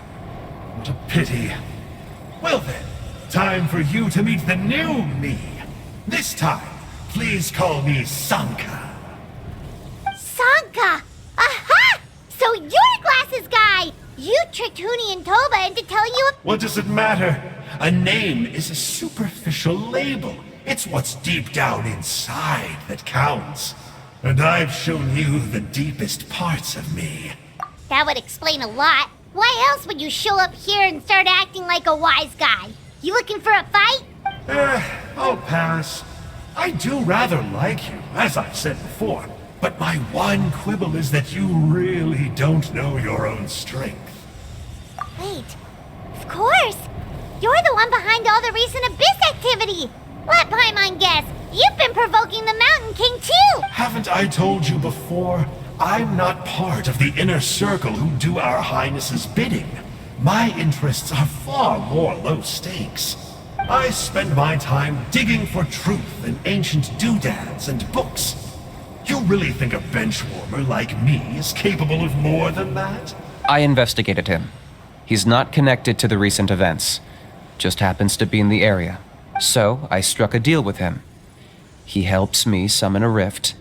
I allow him to do some historical research. But that's all over. And now Kinich wants to hand me over to you. Well, I was hoping this would be an opportune moment to whisk away his body. That would have given me some more time to study the great Kahula How. But now I've run into you. Just my luck. Or maybe I've incited the wrath of the Turnfire. And this is the price I have to pay. But I don't understand. What did I do wrong? Wait, does that count? Let me think. How? You are the worst of the worst! Colluding with the Abyss Order against Kinich? How could you betray your partner? There is no betrayal. The almighty Dragon Lord Kahula How is a partner to no one. Don't worry, I told him to act as bait. Yes, and you should have picked a bigger fish. The Abyss Order? Ha! What a joke. Not even a match for our lowly servant. I put up with this toad's croaking for days, and it was all for nothing. It looks like your disciplinary measures have been less than effective, Mr. Enjo. What did you expect? Behavioral rehab isn't really our thing. Otherwise, we might as well change our name from the Abyss Order to the Abyss Boarding School. The abysmal disorder would suit you better. Kinich! Dispose of him! He is of no further use to us! Traveler?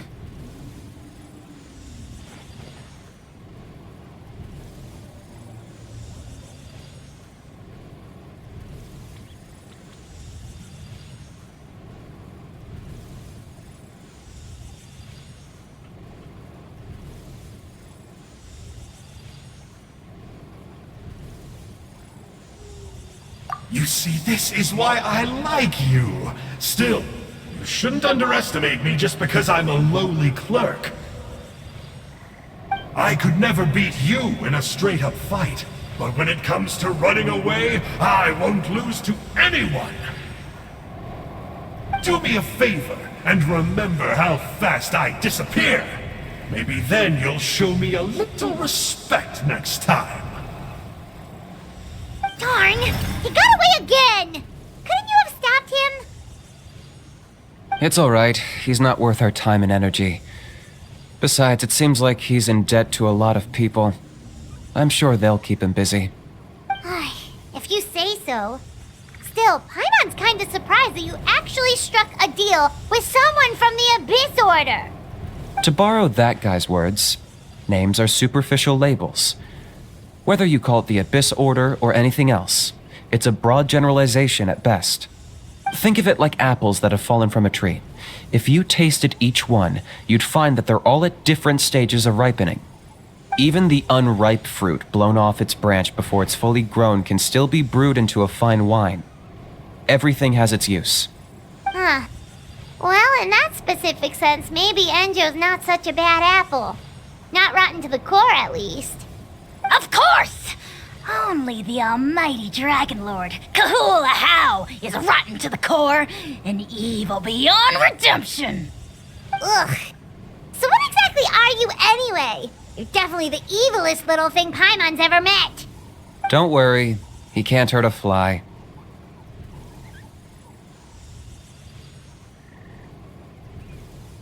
You could say that. Paimon heard that those kinds of contracts might come with a terrible cost attached. Is that true? Such as a How watching me like a ravenous vulture? Vulture? Vulture! We are the Dragon Supreme, sovereign ruler of the Nation of Flame. Let's pick this up another time. It's getting kinda late. You should go back and get some rest. Big day ahead. Tomorrow's Turnfire night. Time to light the sacred flame and burn away the filth for a legendary 500-year-old warrior. Oh yeah. Hearing you lay it out like that is making Paimon a little nervous. For all the work we've put in, it all comes down to tomorrow night. We have to make sure we solve this problem once and for all. Then it can't hurt to say this one more time. Good luck to us both. See you tomorrow.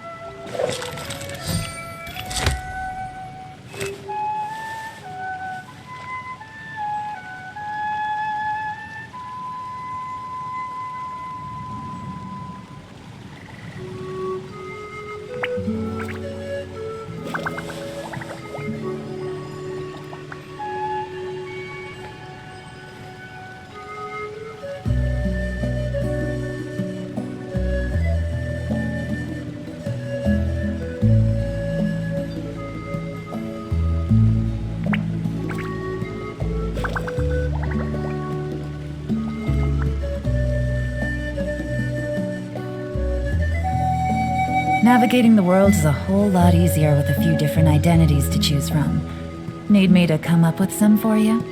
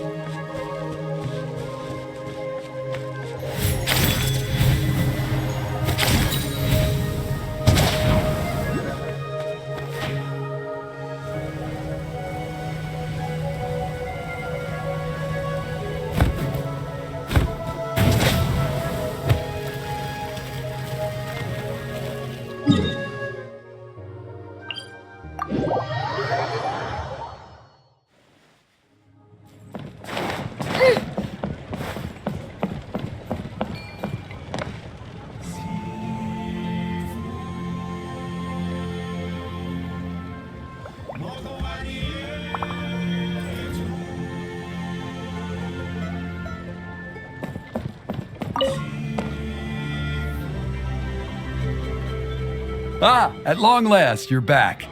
I hear you've done much for our people these last few days. Everyone has nothing but praise for you. Many young people have heard the rumor. Well, they won't have to wait for long. It's almost time for the ceremony. We really hope we can resolve them. Well,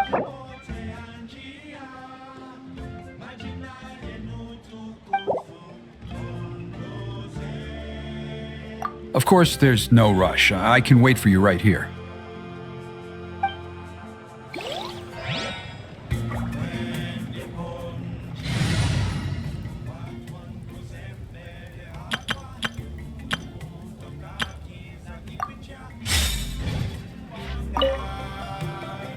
Are you ready? Off we go!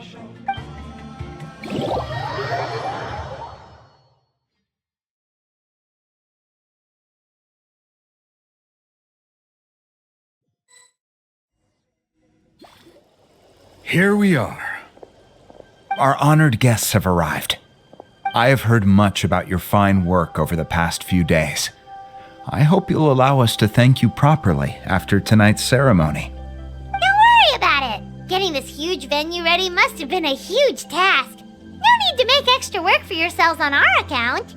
Oh, if it means getting the Mountain King issue resolved, no cost is too great to bear. A resolution will come in due course, but every great fire starts as a tiny spark. We must take it one step at a time. No one would disagree with you if that were possible, Chief, but it's been far too long since we've seen a real step forward. Look around you. Can't you see how our numbers have dwindled since the last Turnfire night? The ceremony was arranged on short notice. Many are away from home and could not make it back in time. That may be so, but still. Good evening, Traveler in Paimon. Kinich! Not a moment too soon. Chief Wayna, Elder Trinidad, could you give us a minute? I'd like to give the Traveler a few pointers as the previous Flame Bearer. Very well, but make it quick. Let me know when you're done and we will begin the ceremony. Let's step to the side. Has anyone gone over the key steps of the ceremony with you yet? Yeah, Elder Trinidad did, but, Paimon seems to have forgotten them? What a surprise! The flying ant has an ant-sized brain. If you don't want your tongue to be burned off by the sacred flame tonight, I suggest you stay quiet. See those sacred flame pillars? Once you've lit the fire, go light each one up in turn. Once that's done, head down into the cave where the Mountain King slumbers, light the braziers along the way, then bring the flame to the final altar. Then the ceremony is complete. That sounds simple enough. The process isn't complicated, but remember, you mustn't turn back at any point. If you miss a pillar, you can't light the next one, then come back to it. You have to keep moving forward, or it's seen as disrespecting our ancestors. If that happens, you won't receive the blessing of the Turnfire, and you'll have to start over. I made you a diagram that summarizes the steps. Take a look.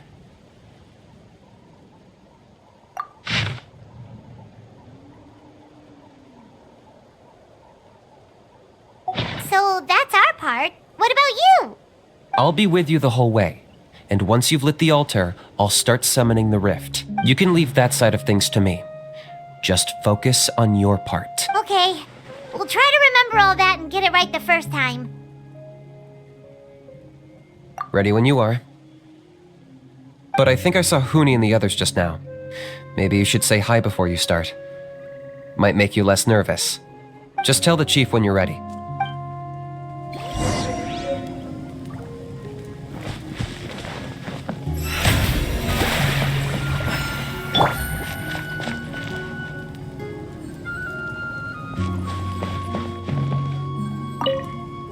Mr. Traveler, you're finally... Although I'd hope. I got thinking, besides, I'll be taking. Good luck, Mr.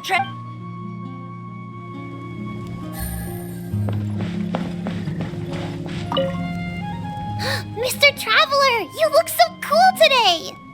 You're gonna make sure the Mountain King never threatens us again, right? I believe in you.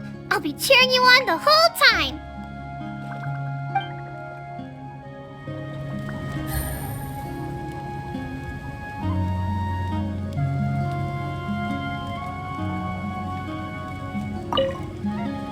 Mr. Traveler, you look so cool today! You're gonna make sure the Mountain King never threatens us again, right? I believe in you. I'll be cheering you on the whole time.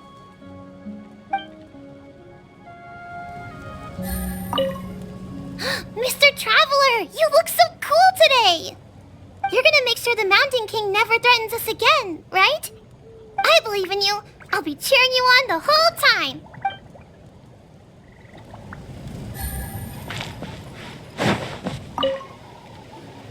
How are you doing?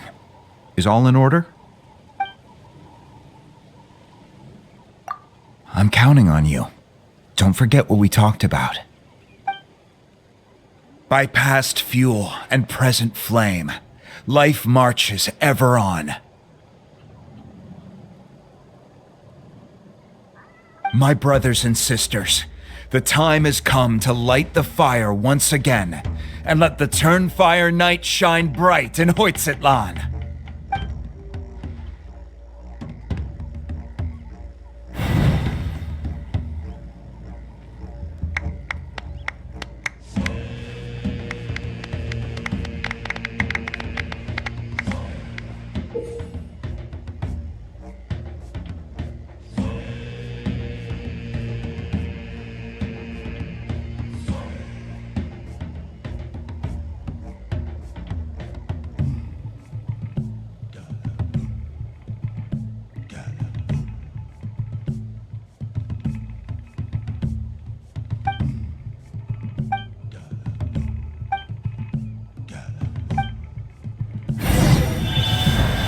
Go get the sacred flame.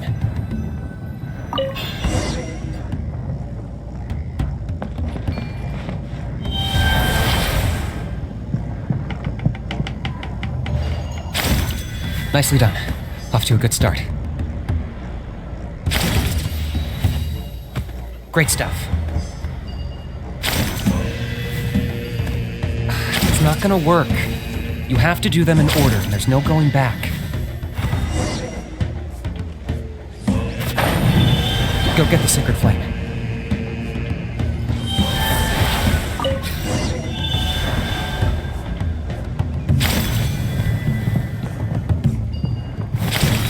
Nicely done. Off to a good start. Great stuff.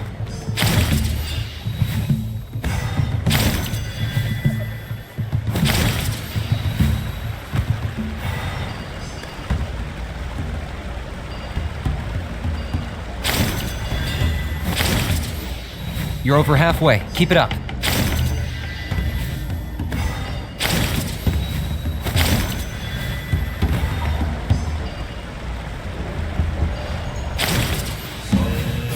Impressive. Just one more to go. Come on, one last push. The final sacred flame pillar is up ahead.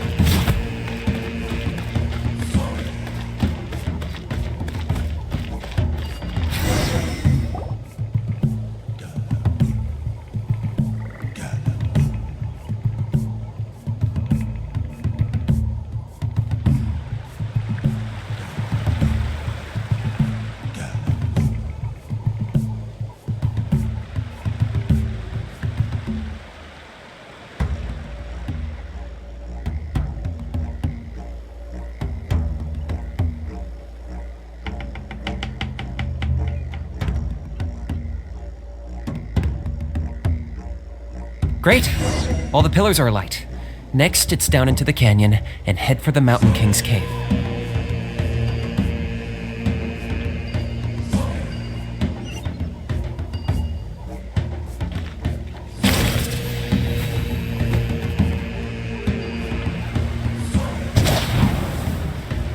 Almost there.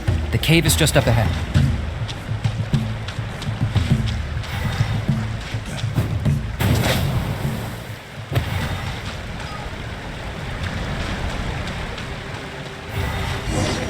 The Abyss presence is growing strong. We should deal with the contamination first.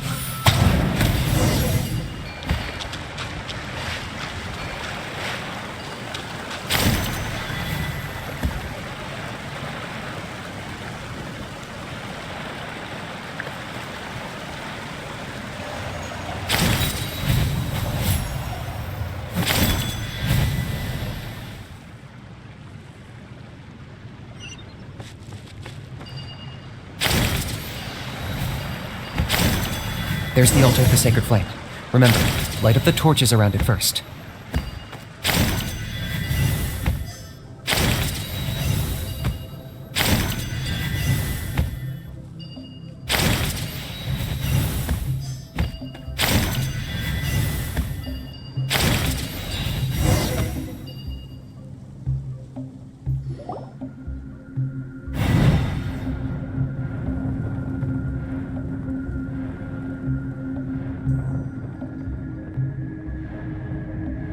Woohoo! We've lit up the final altar!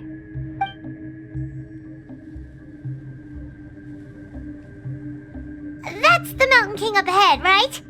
That's him. Kangamato, king of the Yumkasaurs from 500 years ago.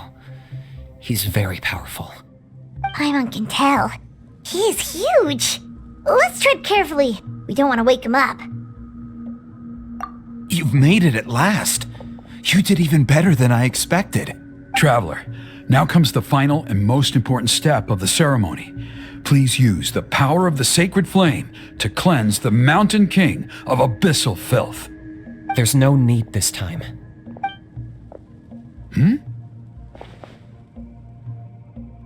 Such strong abyssal power. What is that thing? Kinich, what is the meaning of this?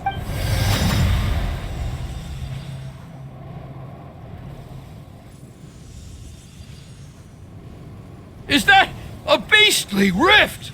Chief Huayna, Elder Trinidad, this is about to get a little dangerous. You should step back. What do you think you're doing? Solving the Mountain King issue. You mean by having him torn to pieces by rift hounds? No, stop! We can't let that happen! Foolish Locust! Can't you see? We're trying to shove your Locust King into the beastly rift! But... I'm sorry, Chief Huayna and Elder Trinidad. This is the only way. Can you promise me that no harm will come to the Mountain King? I can't guarantee it, but I'm fairly confident. Traveler, this is not what we agreed on. You must cleanse the Mountain King of every last trace of abyssal contamination. Okay, I see what this is. You've been in cahoots this whole time!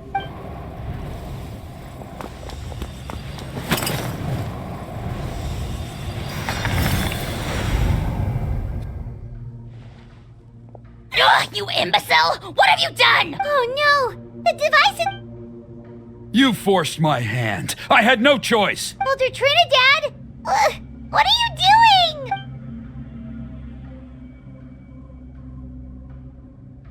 No, the Mountain King is waking up! He will cause even more casualties! Everyone, out! Now!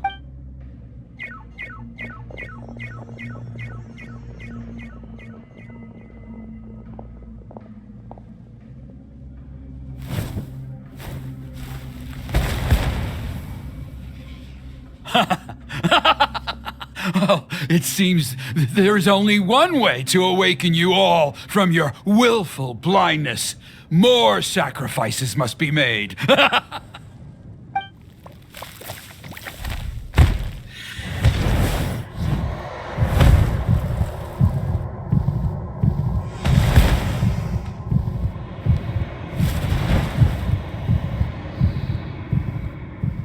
Take me, O Mountain King! Take me as your next sacrifice!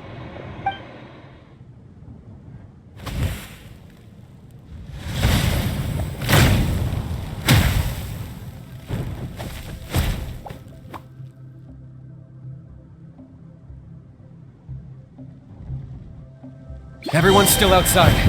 We have to keep the Mountain King here. Give me a hand. Let the world collide! Busted. Here comes the catch. I got him cornered. Watch out for the fruits he's spitting out. We can use those against him.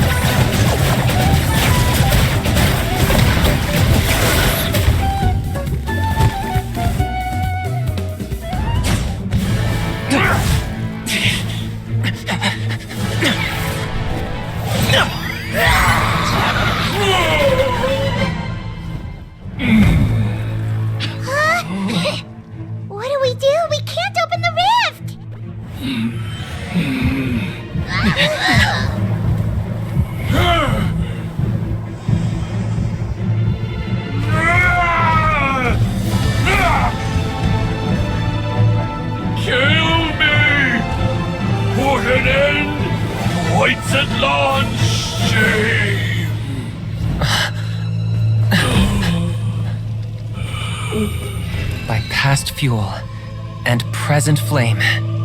Life marches ever on. Oh, Burkina, I must atone.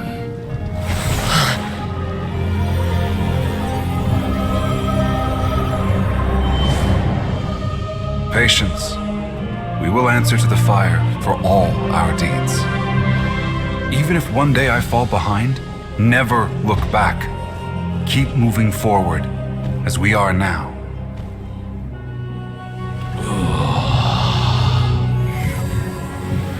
Live with your guilt and shame. This is the price to pay.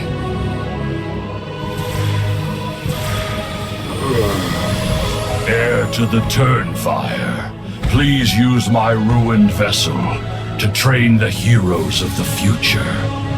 The will of Kangamato will march ever on, till the abyss is stamped out.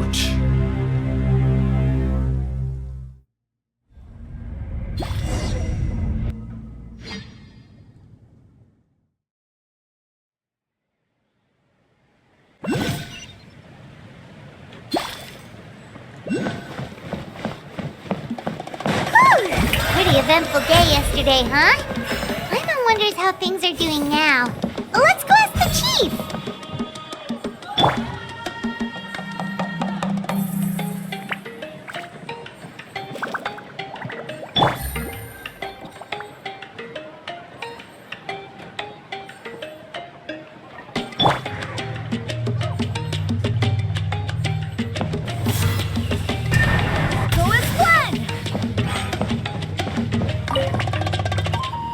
Traveler, you've come at just the right time. Trinidad's condition is stabilized.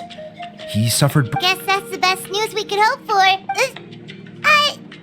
has to ask, is everyone in your tribe such a risk? We're simply not afraid to charge ahead into the unknown. He's fine. Don't worry. He's gone to check on the Mountain King. After the incident yesterday, a transparent shell is formed around the Mountain King's body. We don't understand the mechanism behind it, but the shell appears to insulate him against the influence of abyssal power. It is somewhat akin to a scab, in that it stops the abyssal energy within him from bleeding out, while also preventing further abyssal energy from seeping in and infecting him. We've never seen anything like it. The tribe's most senior elders believe it was caused when he was burned by the sacred flame, similar to the way burned wood becomes charcoal. I think their theory makes sense. After all, we've never thrown the Mountain King directly into the sacred flame before. Wow. So it's made a barrier against abyssal energy? That's a good thing, right? It's practically a miracle from what we've seen of it so far. It means that the Mountain King's level of abyssal energy is now stable. No longer will we need to perform an annual cleansing ceremony. Wow. That's amazing!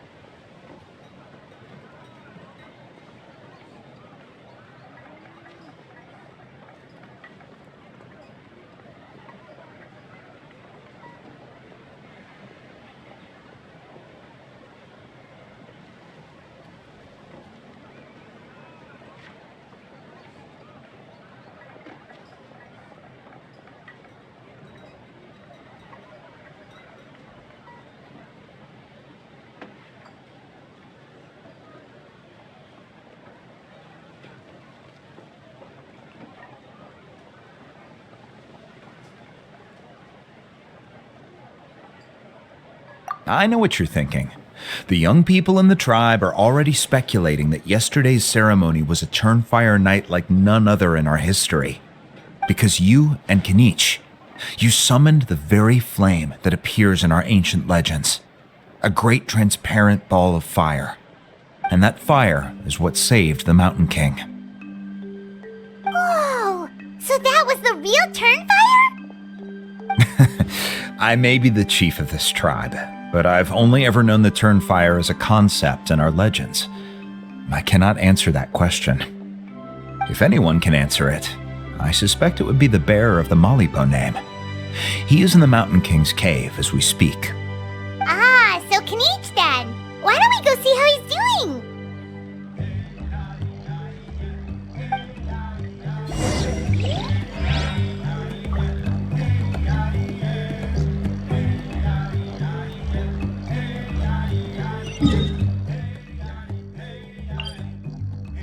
Hey,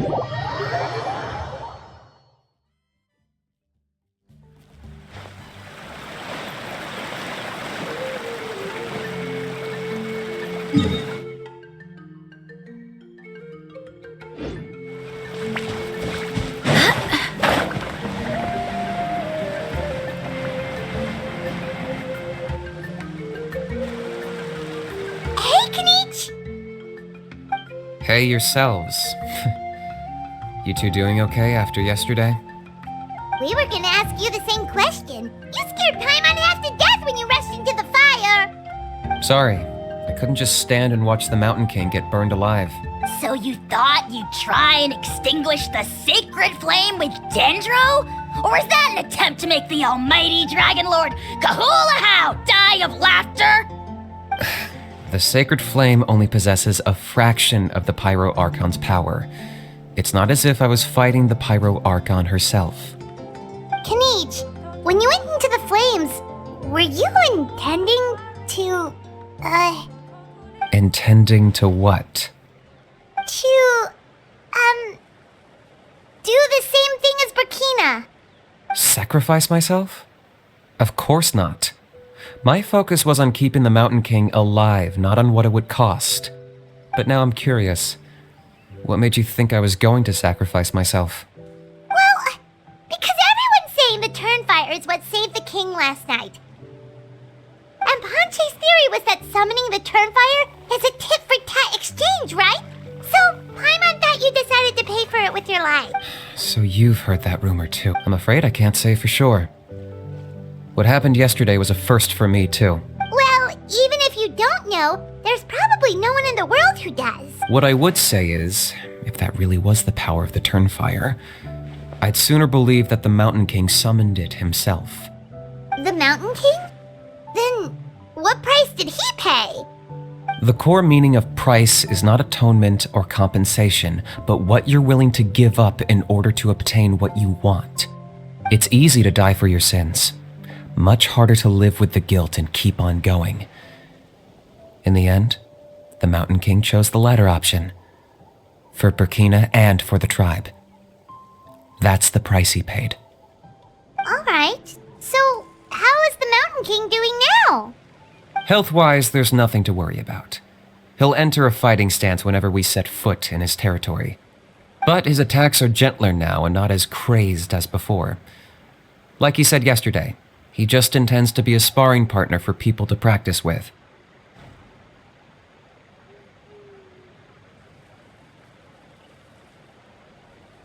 Yeah, I tried communicating with him again, but he didn't respond. We dare say that Locust King has well and truly lost its mind. The lights are on, but nobody is home. Its body remains fighting fit thanks to the perverse power of the Abyss, but time has been less kind to its soul. It was ground to a pulp long ago. But we saw him come back to his senses yesterday. That was merely one last burst of brain activity before it croaked. As you humans would say, it went out with a bang. Oh, come on! Stop being such a doomer. Paimon bets the Mountain King has finally let go of the tragedies of the past now, and is focusing on moving forward. That's why he doesn't have time to chat with us. He's too busy thinking about the future. Well, at least it means my fellow tribespeople can move forward now, too. Thank you for your help, Traveler. I owe you one.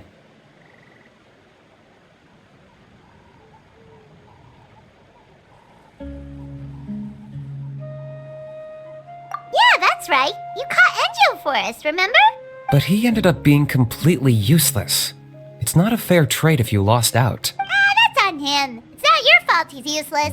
Besides, we're friends now. You don't owe us anything. Friends?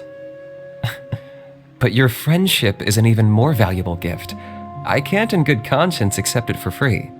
So promise me, if you need anything in the future, you'll come to me. For you, I'll do anything.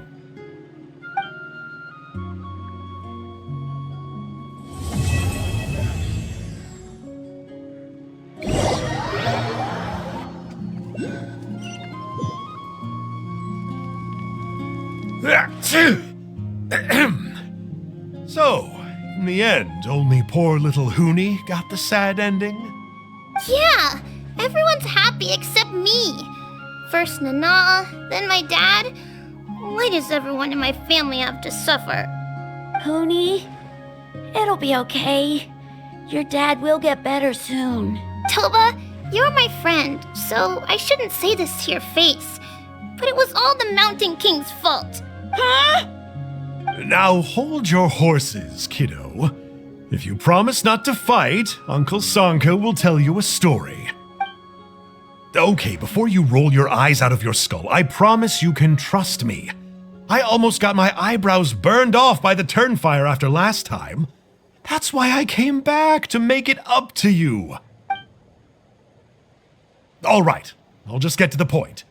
Do you know what Uncle Sanka loves the most about your people? What? Your extreme sports. Huh? On my first day here, I got hit by someone falling out of the sky. I believe you call it bungee jumping? It's a dangerous sport, to be sure, but the courage it took to make the jump impressed the heck out of me. So, I introduced myself to the jumper, we made friends, and I even helped treat her wounds. Oh, such a nice friend. Of course. Anyway, the good times didn't last, because I got captured by a powerful foe, so we had to part ways for a while. In the hands of the enemy, I was scorned, scolded, and nearly given away as a gift. Oh, it was so humiliating. A horrible experience to look back on. Why does Uncle Sanka always have to suffer, I thought. So I feel your pain, Huni. I was in the same position. But in the end, I made it through, and I left all of those painful memories in the past. I even managed to reunite with my friend. Is that it? The moral of the story is to look forward in life, right? Yeah, we've heard that one millions of times. Sorry, Uncle Sanka, but you're not cut out to be a teacher.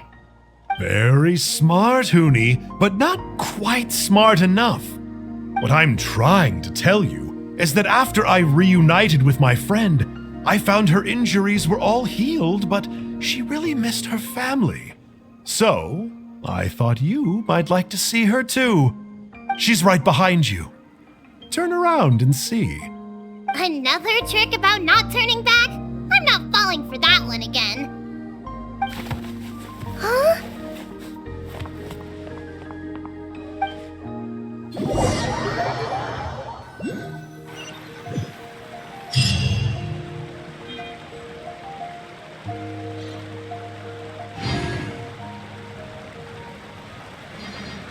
It's time to move on. We shouldn't stay here.